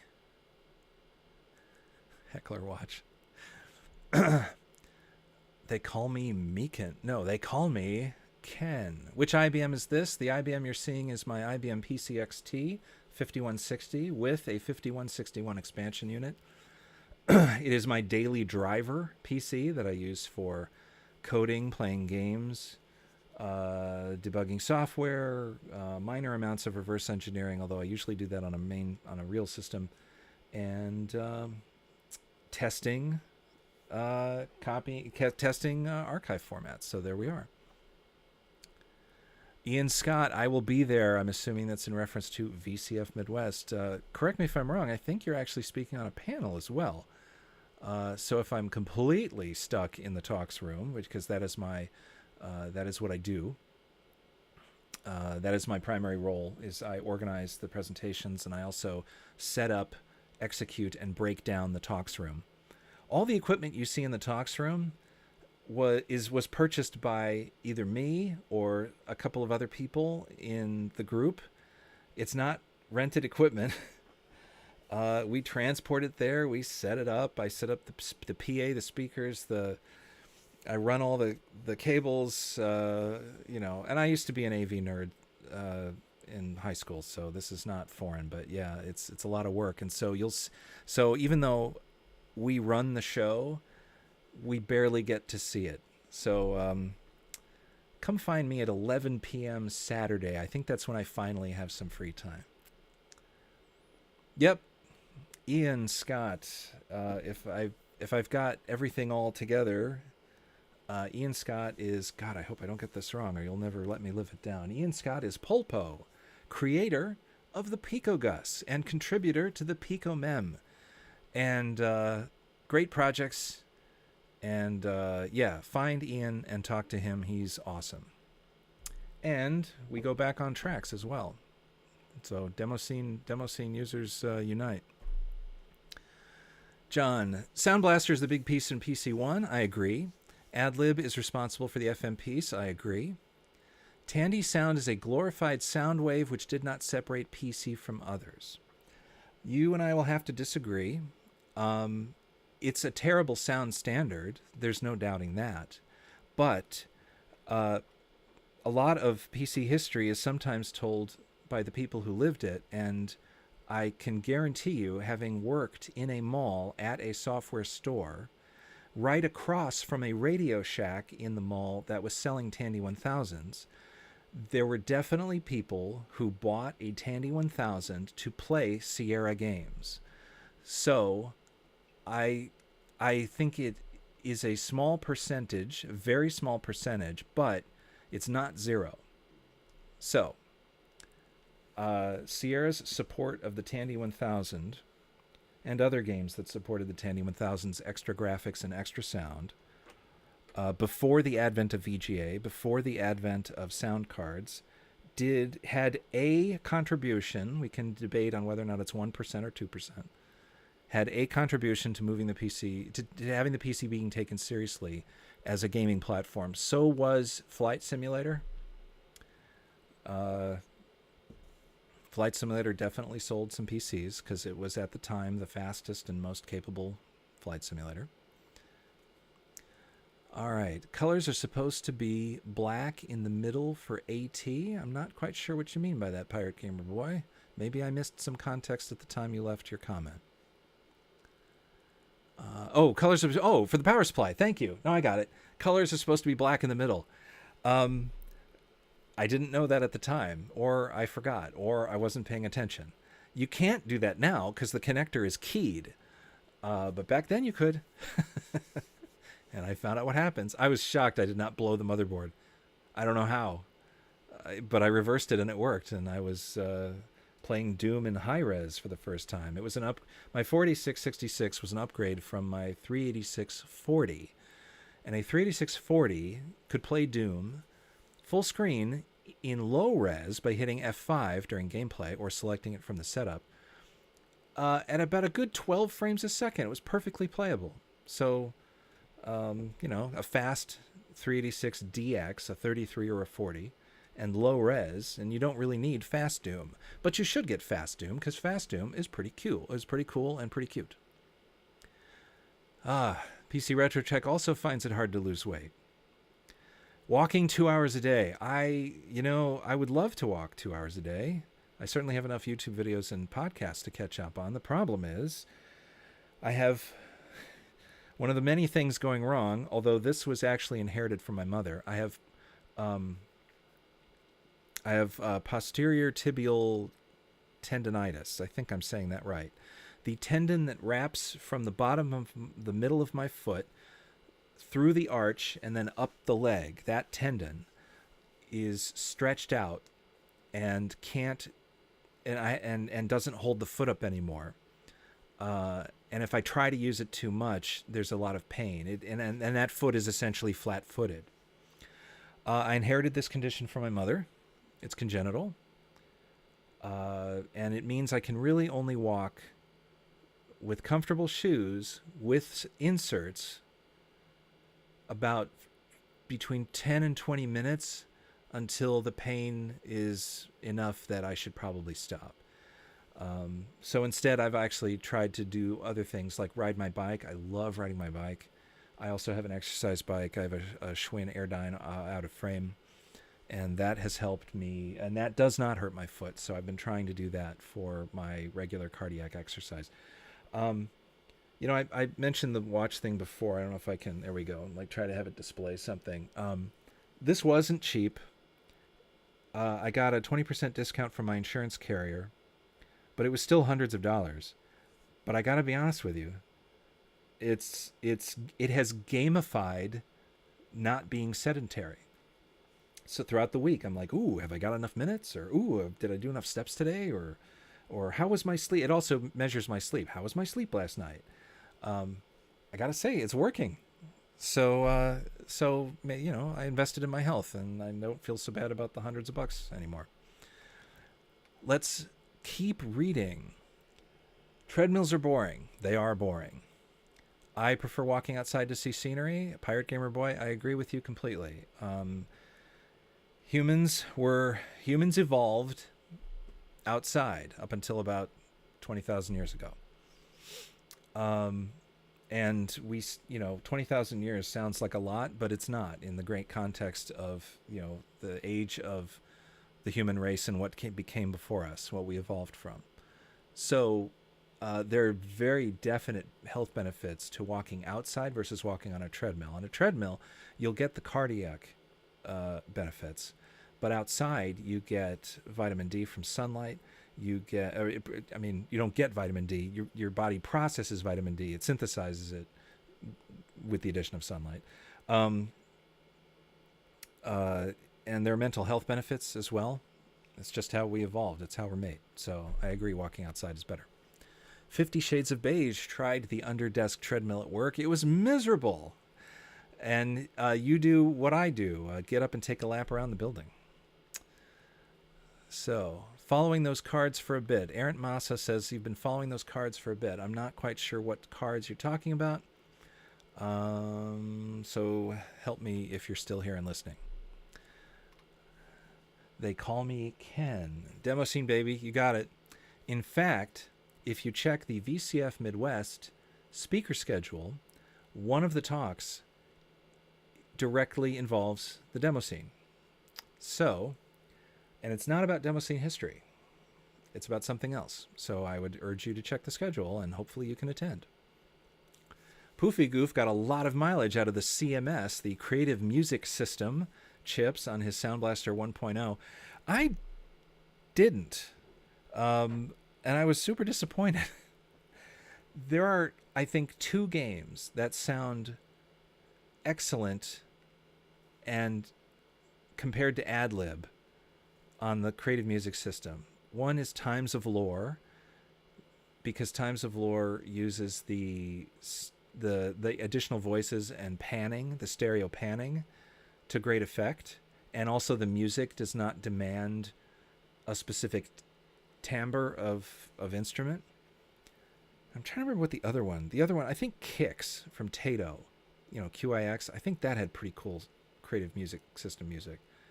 But unfortunately, there weren't many. It's a shame that the very best examples of that card were from the music jukebox software that came with the Creative Music System. Sort of a shame. Rick Den's Team IBM Music feature card here. I got one right over there I could grab and show you, but you probably already have one, so there's no point. I first saw the IBM Music feature card in 1987 on a newly released IBM PS2 model, probably 30. Yeah, it was definitely not a 25. It was either 30 or 30-286, but it's probably just the first 30. And they had it hooked up, and it was at a computer land, and they had a demo there, and I was in there for something else, and I played the demo, and I was like, this is amazing. And it was amazing. It's a 4-operator FM card. It's a Yamaha FB01 synthesizer on a card. And it sounded great, and I was like, I must get that. And I asked the dealer how much it was, and he said it was $1,600. And I said, thank you, and I walked away. And I never got one until the mid-90s when I was looking for one, and someone was selling one, and he said, do you want the computer it comes in as well? I don't really want to take it out and whatever. And I was like, sure. So I bought the whole computer it came in, and it turns out it was an XT-286, a very rare AT-class machine from IBM. There weren't that many made. I think it was between 20 and 40,000 units. So that's how I got my XT-286 and my and my IBM Music feature card. And on top of that, I made a video about this years ago, and the software should be out floating around out there. The guy I bought it from was an IBM Boca Raton employee, and it had the store demo software on it, in addition to Play Rec and Compose, the 2 pieces of software you usually use with the IBM Music feature card. So I made a video about that, and you can see it on my channel. and I am almost positive I made the software available for download. So if you have an IBM Music feature card and you want to run the original store demo, the automated one, you can. Pirate Gamer Boy, to be honest, I still play Doom in low res to play it smooth full screen. Yeah, when you're running around that fast, I kind of agree. Especially if you have kind of a crappy ISA card as well. ISA VGA card, because it's less bandwidth, and so you get more frames. K-Panic says, it's a pity the Tandy 1000 was never really sold in Europe. I grew up with this mysterious setting taunting me in many games. You weren't missing too much, but there was a period of time between 1984 and 1986. It was really more only 84, 85 now I think about it, but 84, 86. There was a small period of time where some games put additional graphics and sound into their... There were some developers that put additional PC Junior and Tandy 1000, 3-voice sound and 16-color graphics in their games and didn't tell anyone. They would check the ROM to see what kind of machine they were on, and if it was like a PC Junior or whatever, you'd boot up the game and suddenly you had like a 3-voice title music or sound effects or more graphics, and you're like, what? Like, they didn't advertise it because at the time they were building this into the software, there were no multiple sound card standards. There were no multiple graphic standards. So it's great. I think that's a future video idea of mine. It is, actually. It's in my production spreadsheet. Every time I think of an idea for a cool YouTube video I want to do, I put it in this YouTube production spreadsheet, and it's a list of ideas and how difficult, and then to choose which one I want to do, I have like columns for how difficult is this, has this been done before, would this go over well with the popular DOS gaming crowd, and so on. So the topic there is games with hidden extra graphics and sound support. And I would probably collaborate with my friend Great Hierophant, who is much better at cataloging these things than myself. It'd make for a cool game. But yeah, the Tandy 1000 really wasn't sold in Europe. So unfortunately, the closest analog I think you guys got was the Amstrad 1512 and 1640, because that Amstrad, I believe it was that Amstrad, those models had extra graphics. They had, I think, 640 by 200 16 color graphics. I think that's right. Well, don't quote me on that. Look it up. Yeah, we had to wait for other standards. Aaron Massa, you were talking about the Pico Gus and Pico Mem. Thank you. Yes, they are great, and they are cool projects, and the people who work on them are fantastic. I have an original Pico Mem 1.0 that Ian gave me last year, and I still haven't put it together. Please don't hate me. I have the Pico. It's all right there. The reason I haven't put it together, the short answer is time. The longer answer is I'm kind of waiting for the Pico Mem to be 100% finished, and that's because there is something I'm not gonna go into detail, but it currently has a technical limitation that I am hoping they can find a way around, and once they do, I usually put the time in to build something when I'm going to actually stick it in a machine and use it every month. So once they have that technical limitation passed, I will be happy to put mine together or order a new board. Mine is literally 1.0. I think the Pico Mem's up to 1.12 now. So there you go. Let's see. Ian Scott agrees. CMS, the Creative Music System, was really underutilized. It was. A lot of square waves in stereo can be really cool, especially when you offset them by 1 millisecond and get flanging phasing effects. So there you have it. John is correct.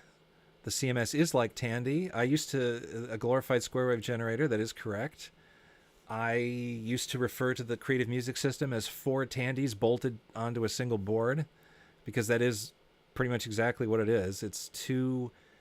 What is it? Is it the AI? Is it the AY chips? I think it is. I don't have. I'm looking at the chat and I don't have a thing in front of me to look it up. But yeah, each of those chips could do. Well, I mean the Tandy chip. The Tandy SN 76489. I think it was the 489 they used, not the 76486. And the same thing in the PC Junior. It's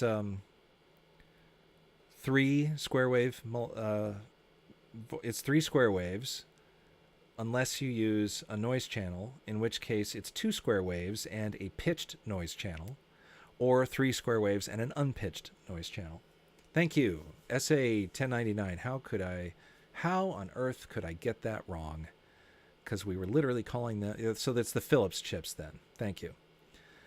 Can't believe I got that wrong. You know why I said AY? Why it's on my mind?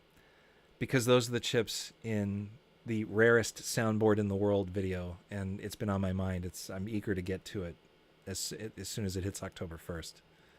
And I've spoken about it before, so it's not really letting the cat out of the bag. It's essentially an unauthorized.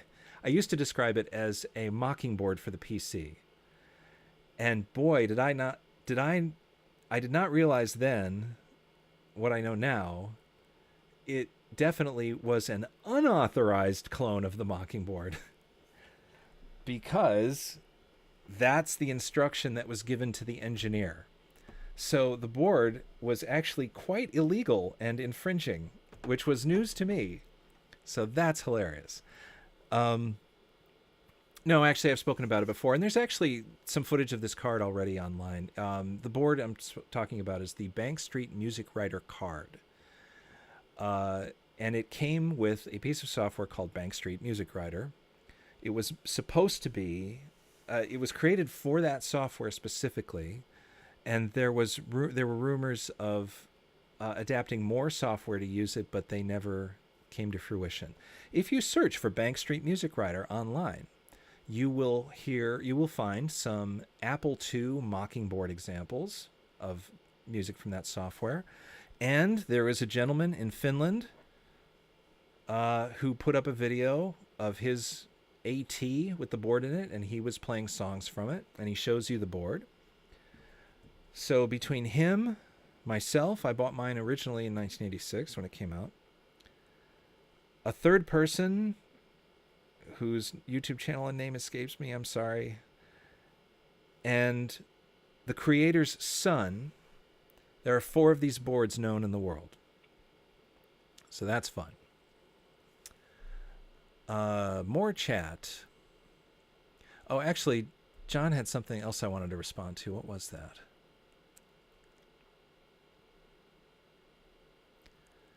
The Sound Blaster 1989 made the difference, crushing Amiga and Atari. I don't know if I'd use the word crushing. The Amiga and the Atari had dedicated fanboys throughout the early 90s. I mean, the Amiga they were still making profitable Amiga games for as late as 94, 95. I would say what really crushed like the Amiga, like if you said like I would say it would have been roughly 1993 when you could truly call the Amiga crushed, if we're going to use that terminology, as a gaming platform, as a viable gaming home computer. I would say it would be 1993, and actually I don't really think I would pin it on sound cards specifically, because not every game in 93... Why 93? Because 93 was roughly the 486 VGA adoption year. And with a 486, you can do some pretty powerful 3D stuff, or Doom, and VGA, of course. The PC would never be treated seriously as any gaming platform until VGA. So when you had powerful system and VGA, That's really the crushing blow to Amiga, in my personal opinion. The sound is kind of like cherry on the top, but it's not the whole sundae. So that's just my opinion. Let's see. What else have we got? Rick Dens got my music feature card to 5150 with a property of IBM brass tag. That is awesome. So you and I both got our feature cards from IBM employees. Let's see. PC Junior Pitfall 2 is awesome.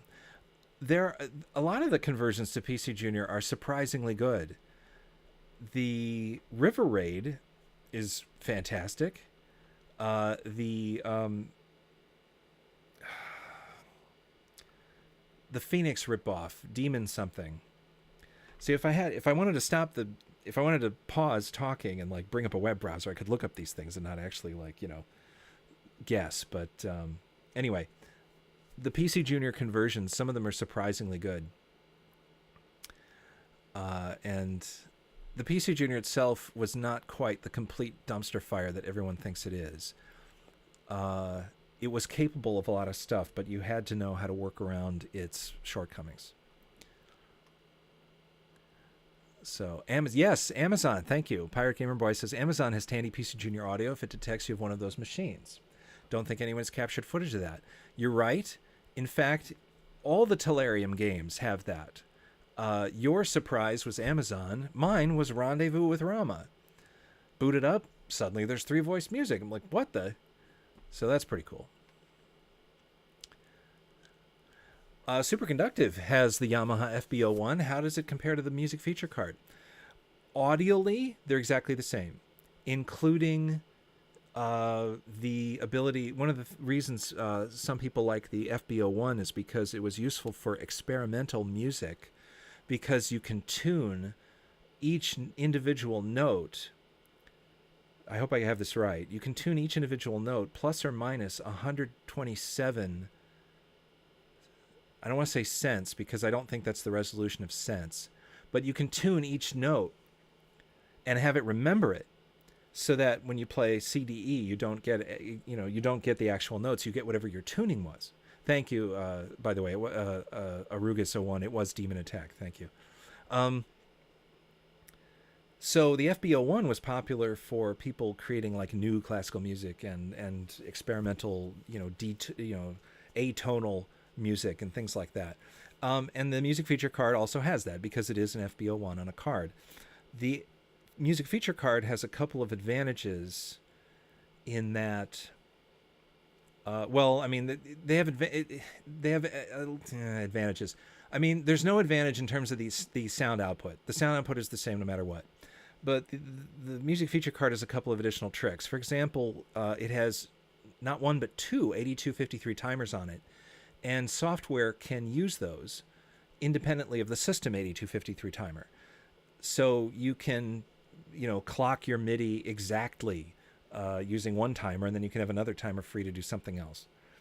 Another advantage is just the physical design of the cards. They have an ID and an address, and you can set that with dip switches, and there are 4 possible settings, which means it was designed, and the software supposedly supports this. It was designed so that you could put up to 4 music feature cards in a single system and have yourself 32 4-operator FM voices at your disposal.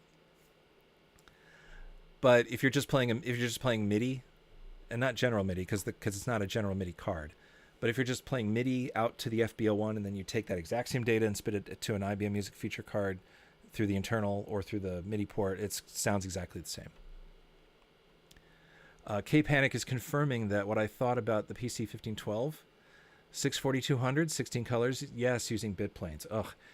I have only one original game that supports that, and it's Frank Bruno Boxing. And it took forever to find. And it is a hilarious ripoff of arcade Punch-Out and Super Punch-Out. Not the NES version, but the actual arcade dual monitor thing. it just blatantly rips it off. The very first opponent is Bear Hugger and looks exactly like him and has the same moves and everything. And I'm like, boy, the the balls on that guy to just blatantly see a Nintendo game and copy it. I mean, of course, now that gets you, thrown into a prison at maximum velocity. But I guess in 1988, you could get away with it. And I don't have one of those cards or one of those systems. So the way I had to test my Frank Bruno boxing was, I think PCEM. I think that emulator supports that mode, that planar mode. So yeah, that's fun. Ian Scott learned to type on a PC Junior. Oh God, with which keyboard? With Bank Street Rider, really? Okay, there it is, with the later keyboard version. I think I've mentioned this before on the stream. Apologies if you've heard this opinion before. I actually prefer the earlier PC Junior keyboard. I think the little chiclet keys have a better tactile response. They go down less, but I think they're firmer, and I think they bounce back a little bit better. I prefer it. Now, I think most people don't, because they don't like the fact that in the first minute or two of using the keyboard, your fingers are slipping off those little nubs. They call it the chiclet keyboard for a reason.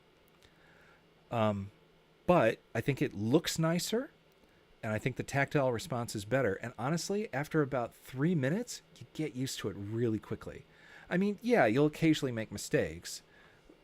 Don't use it for controlling, a nuclear substation or something. But I mean, if you're writing and you can hit backspace when you make a mistake, it's perfectly fine. The thing I don't like about the later keyboard is that they used the same rubber dome on bottom, and all they really did was change the keys. And the keys are flimsy and they're hollow, and when you push on them, sometimes they have that plastic on plastic squeaky sound. I prefer the original keyboard. And hey, with the original keyboard, you can use those cool overlays. Not that there were many of them, but I thought that was really cool. John is venturing the information. There's a documentary on YouTube that Wolfenstein 3D, long before Doom, is responsible for the death of Atari and Amiga. For two reasons, VGA and Sound Blaster never recovered. Well, if you can find me the name of that, I would like to... I mean, I'm not... that... I'm sure it contributed, but it's really hard it's really hard to go and say that that's definitely what caused it, because it's a combination of factors. Also, Amiga and Atari users would argue and say it didn't die in 1992. I was using and buying and playing games on my Amiga all the way through 1995.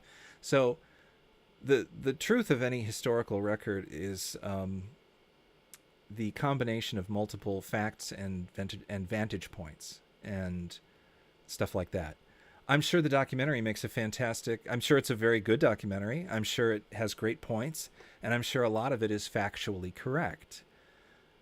But I don't think just Wolfenstein 3D single-handedly destroyed the Amiga and the Atari as platforms, or as gaming platforms. I think that's a little harsh.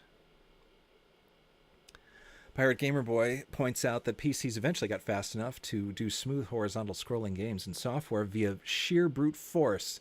That is correct.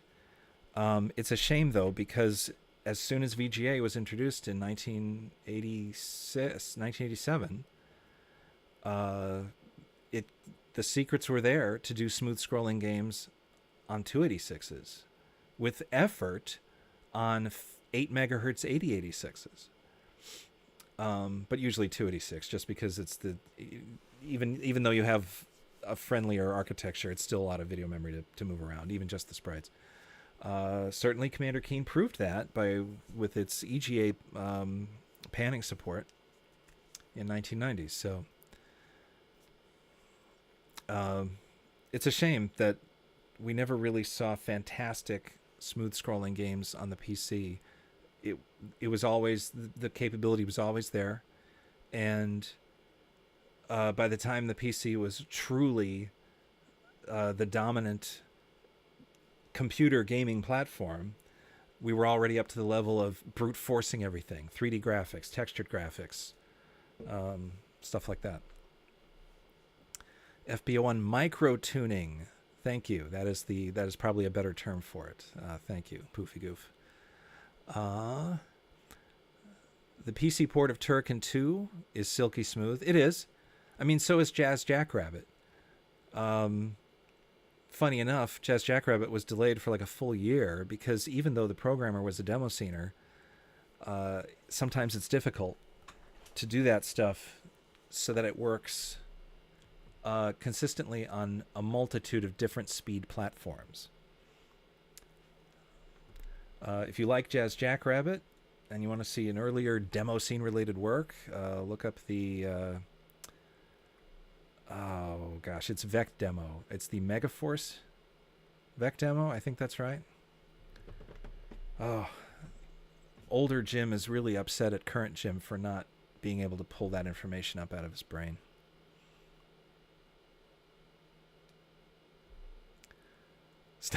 John, stop liking the PC Junior keyboard. I like it better. Honestly, if you type side by side, if you type on them, if you type on the newer PC Junior key, so what happens is, if you could somehow type on both of them simultaneously, you'll find that in the first 5 minutes, you love the later PC Junior keyboard because your fingers don't slide off the keys. But after 5 minutes, you'll notice that the earlier PC Junior keyboard is just physically nicer to type on.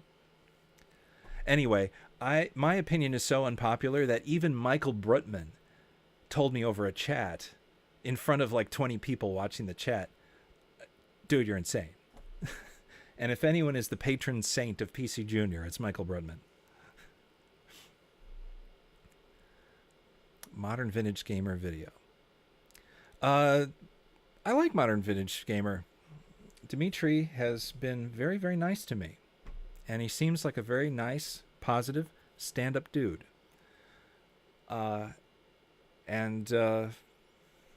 He comments on some of my videos sometimes. And, you know, have I agreed with every single take of his? No.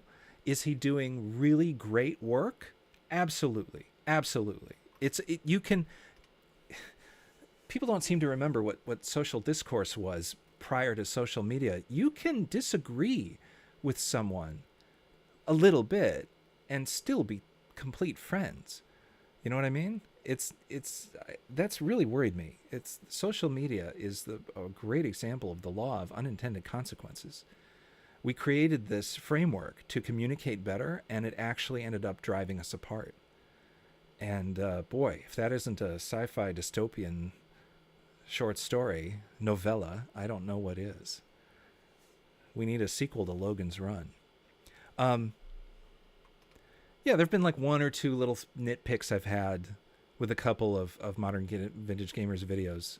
But overall, just historical inaccuracies. It's no big deal. Everybody makes, you know, a couple of mistakes now and then. I'm sure even I have.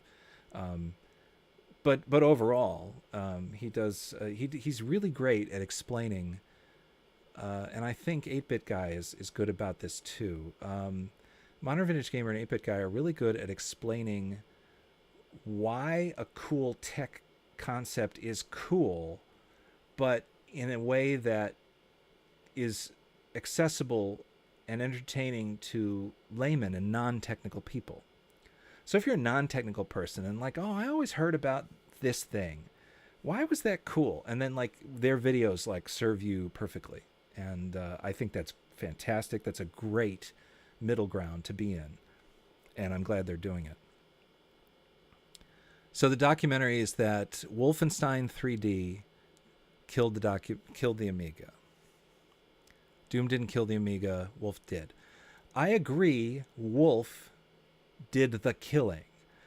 But I don't agree that killing is what it actually did. So I phrased that terribly. But I agree Wolfenstein 3D had more impact to legitimizing the PC as a gaming platform than Doom. But I don't agree that either of them killed the Amiga.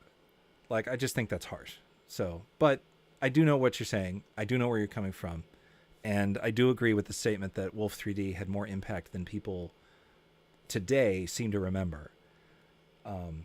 That was my time. I grew up there. I remember an awful lot, which is why it drives me crazy as a historian and as a preservationist to see people get some key concepts wrong, or at least parrot a single event as a defining fact without considering other factors. So, anywho.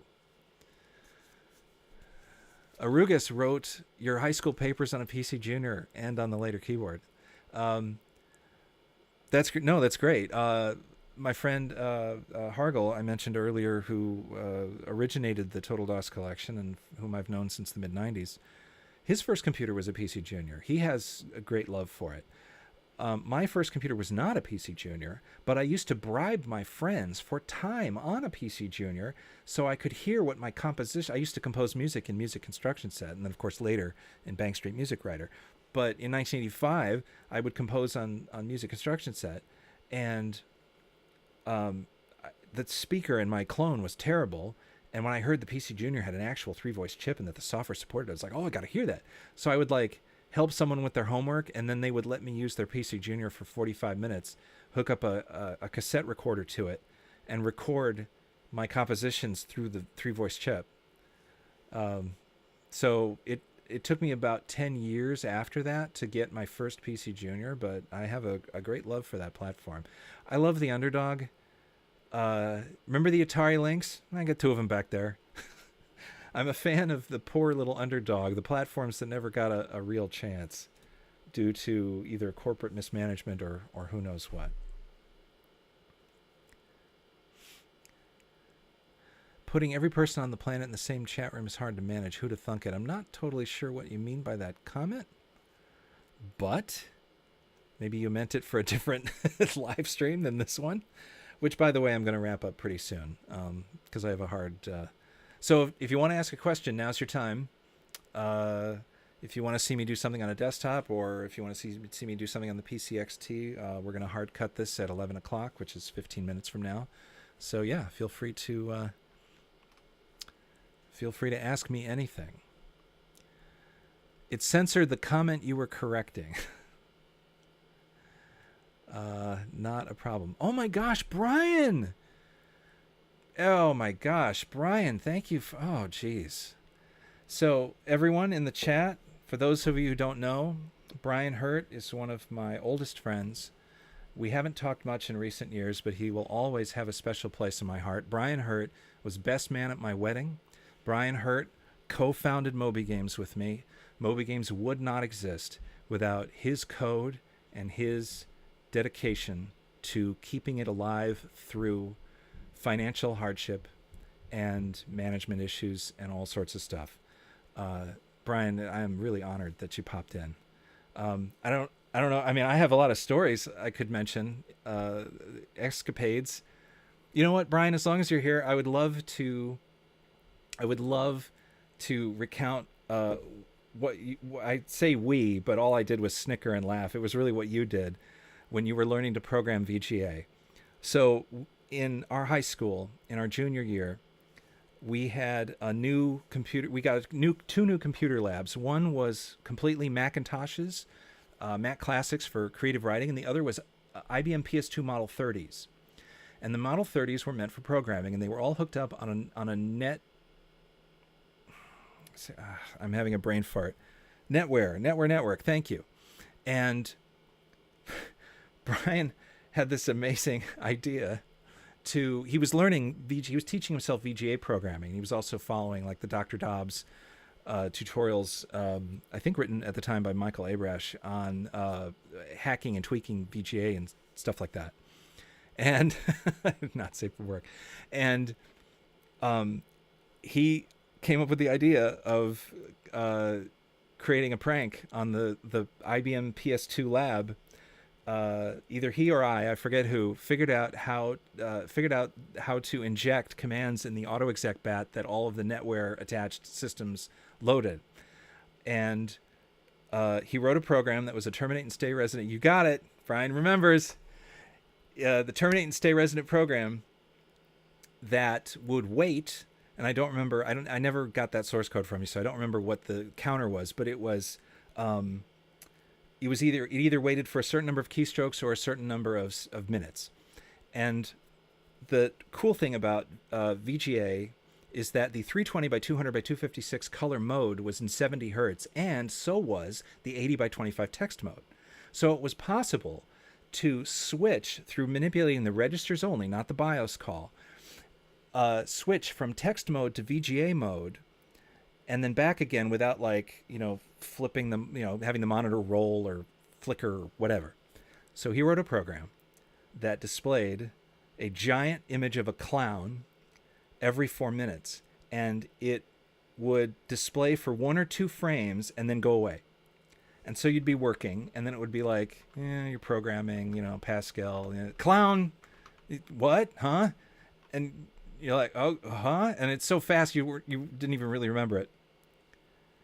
And one of my favorite memories is Brian and I in the corner of the computer lab, trying as hard as we could not to laugh, because we were looking at everybody typing, and occasionally, like once a minute or once every 2 minutes, someone would be like, huh?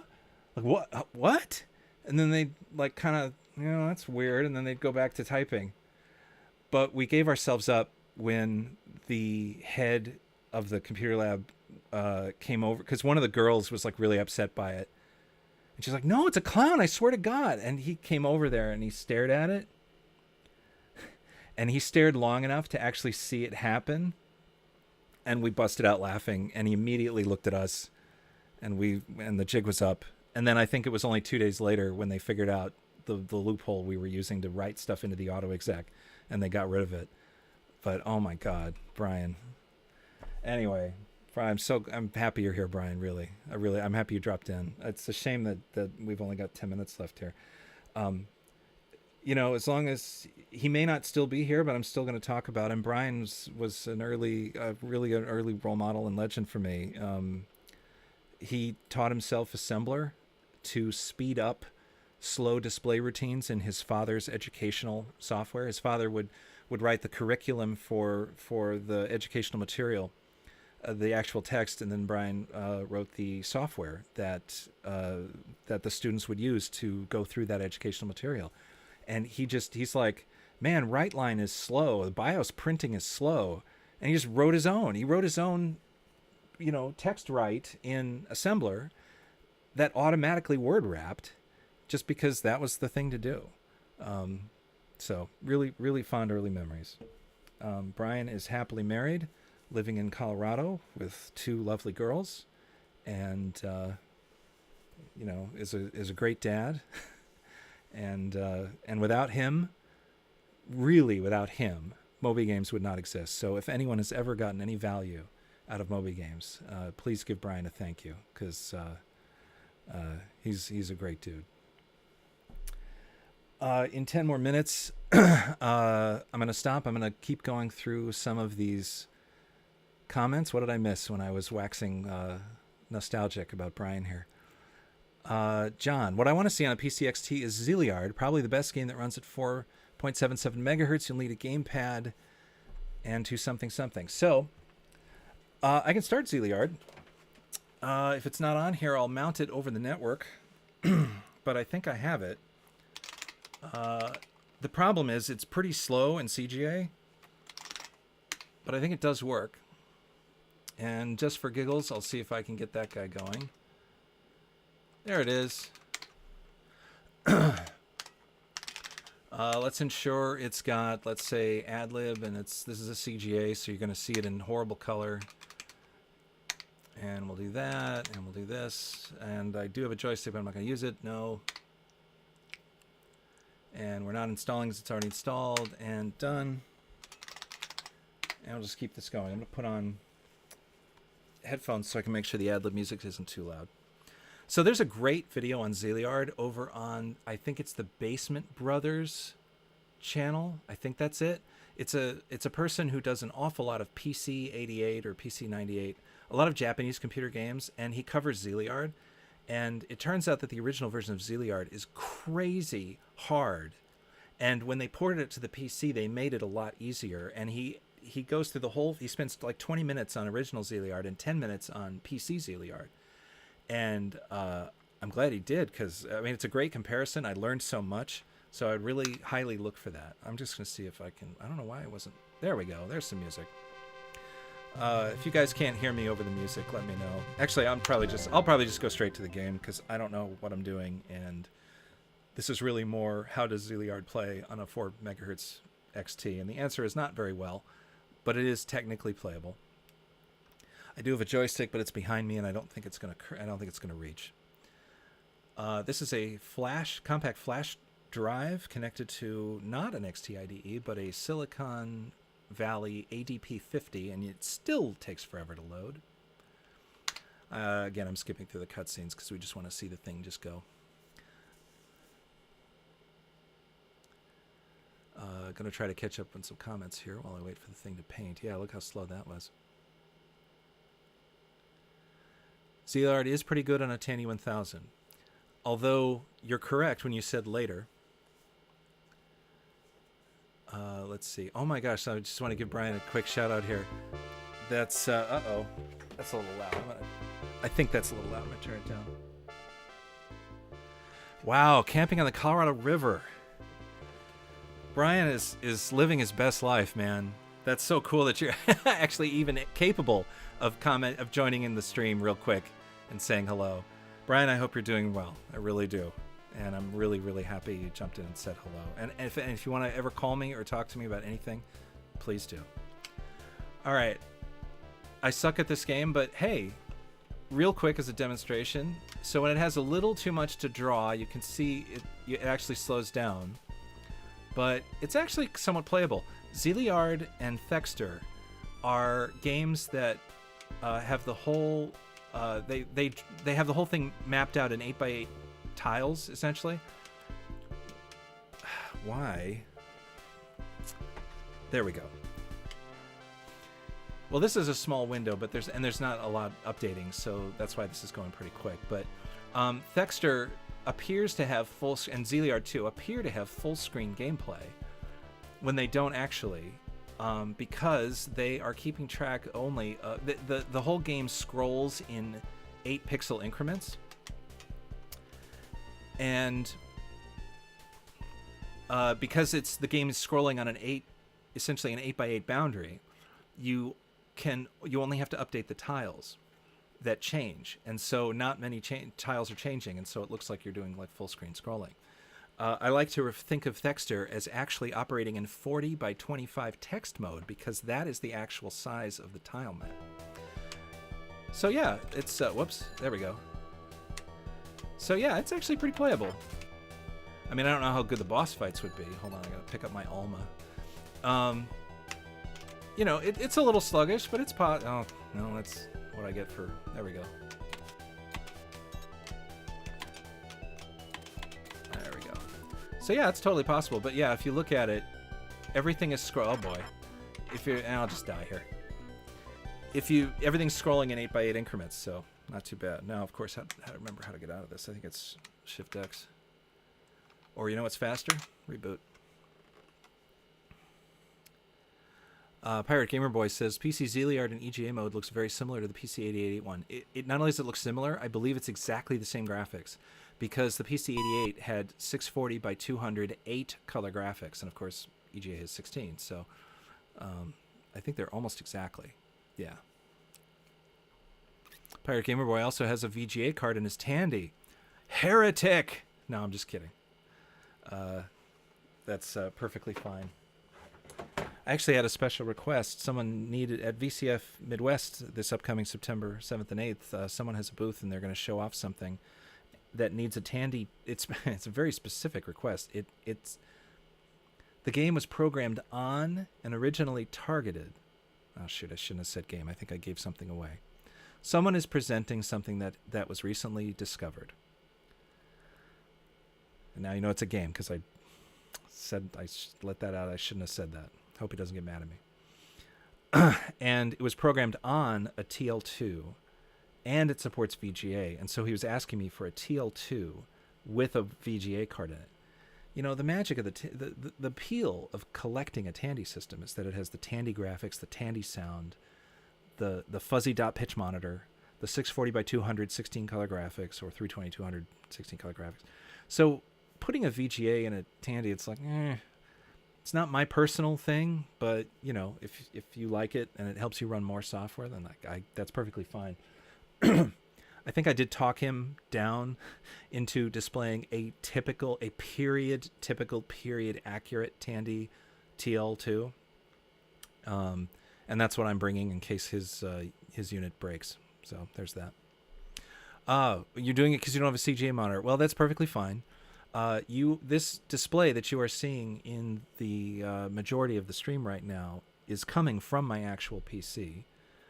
Excuse me. And I'm using the RGB to HDMI, the first converter ever in my experience of trying to do this over the past 30 years.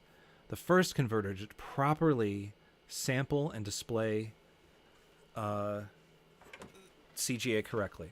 So if you have an RGB to HDMI, I got mine from Texelec. It's cheaper. It only supports TTL. The guy behind Retro Hack Shack sells them, and they are more expensive, but they're full analog, so you can use them with the Apple II GS, the Atari ST, and the Amiga. They support everything, and we used this at Revision to capture and display our first place award-winning demo, because we were going into the border, and it goes into the overscan. So there's overscan. There's your border. So good stuff.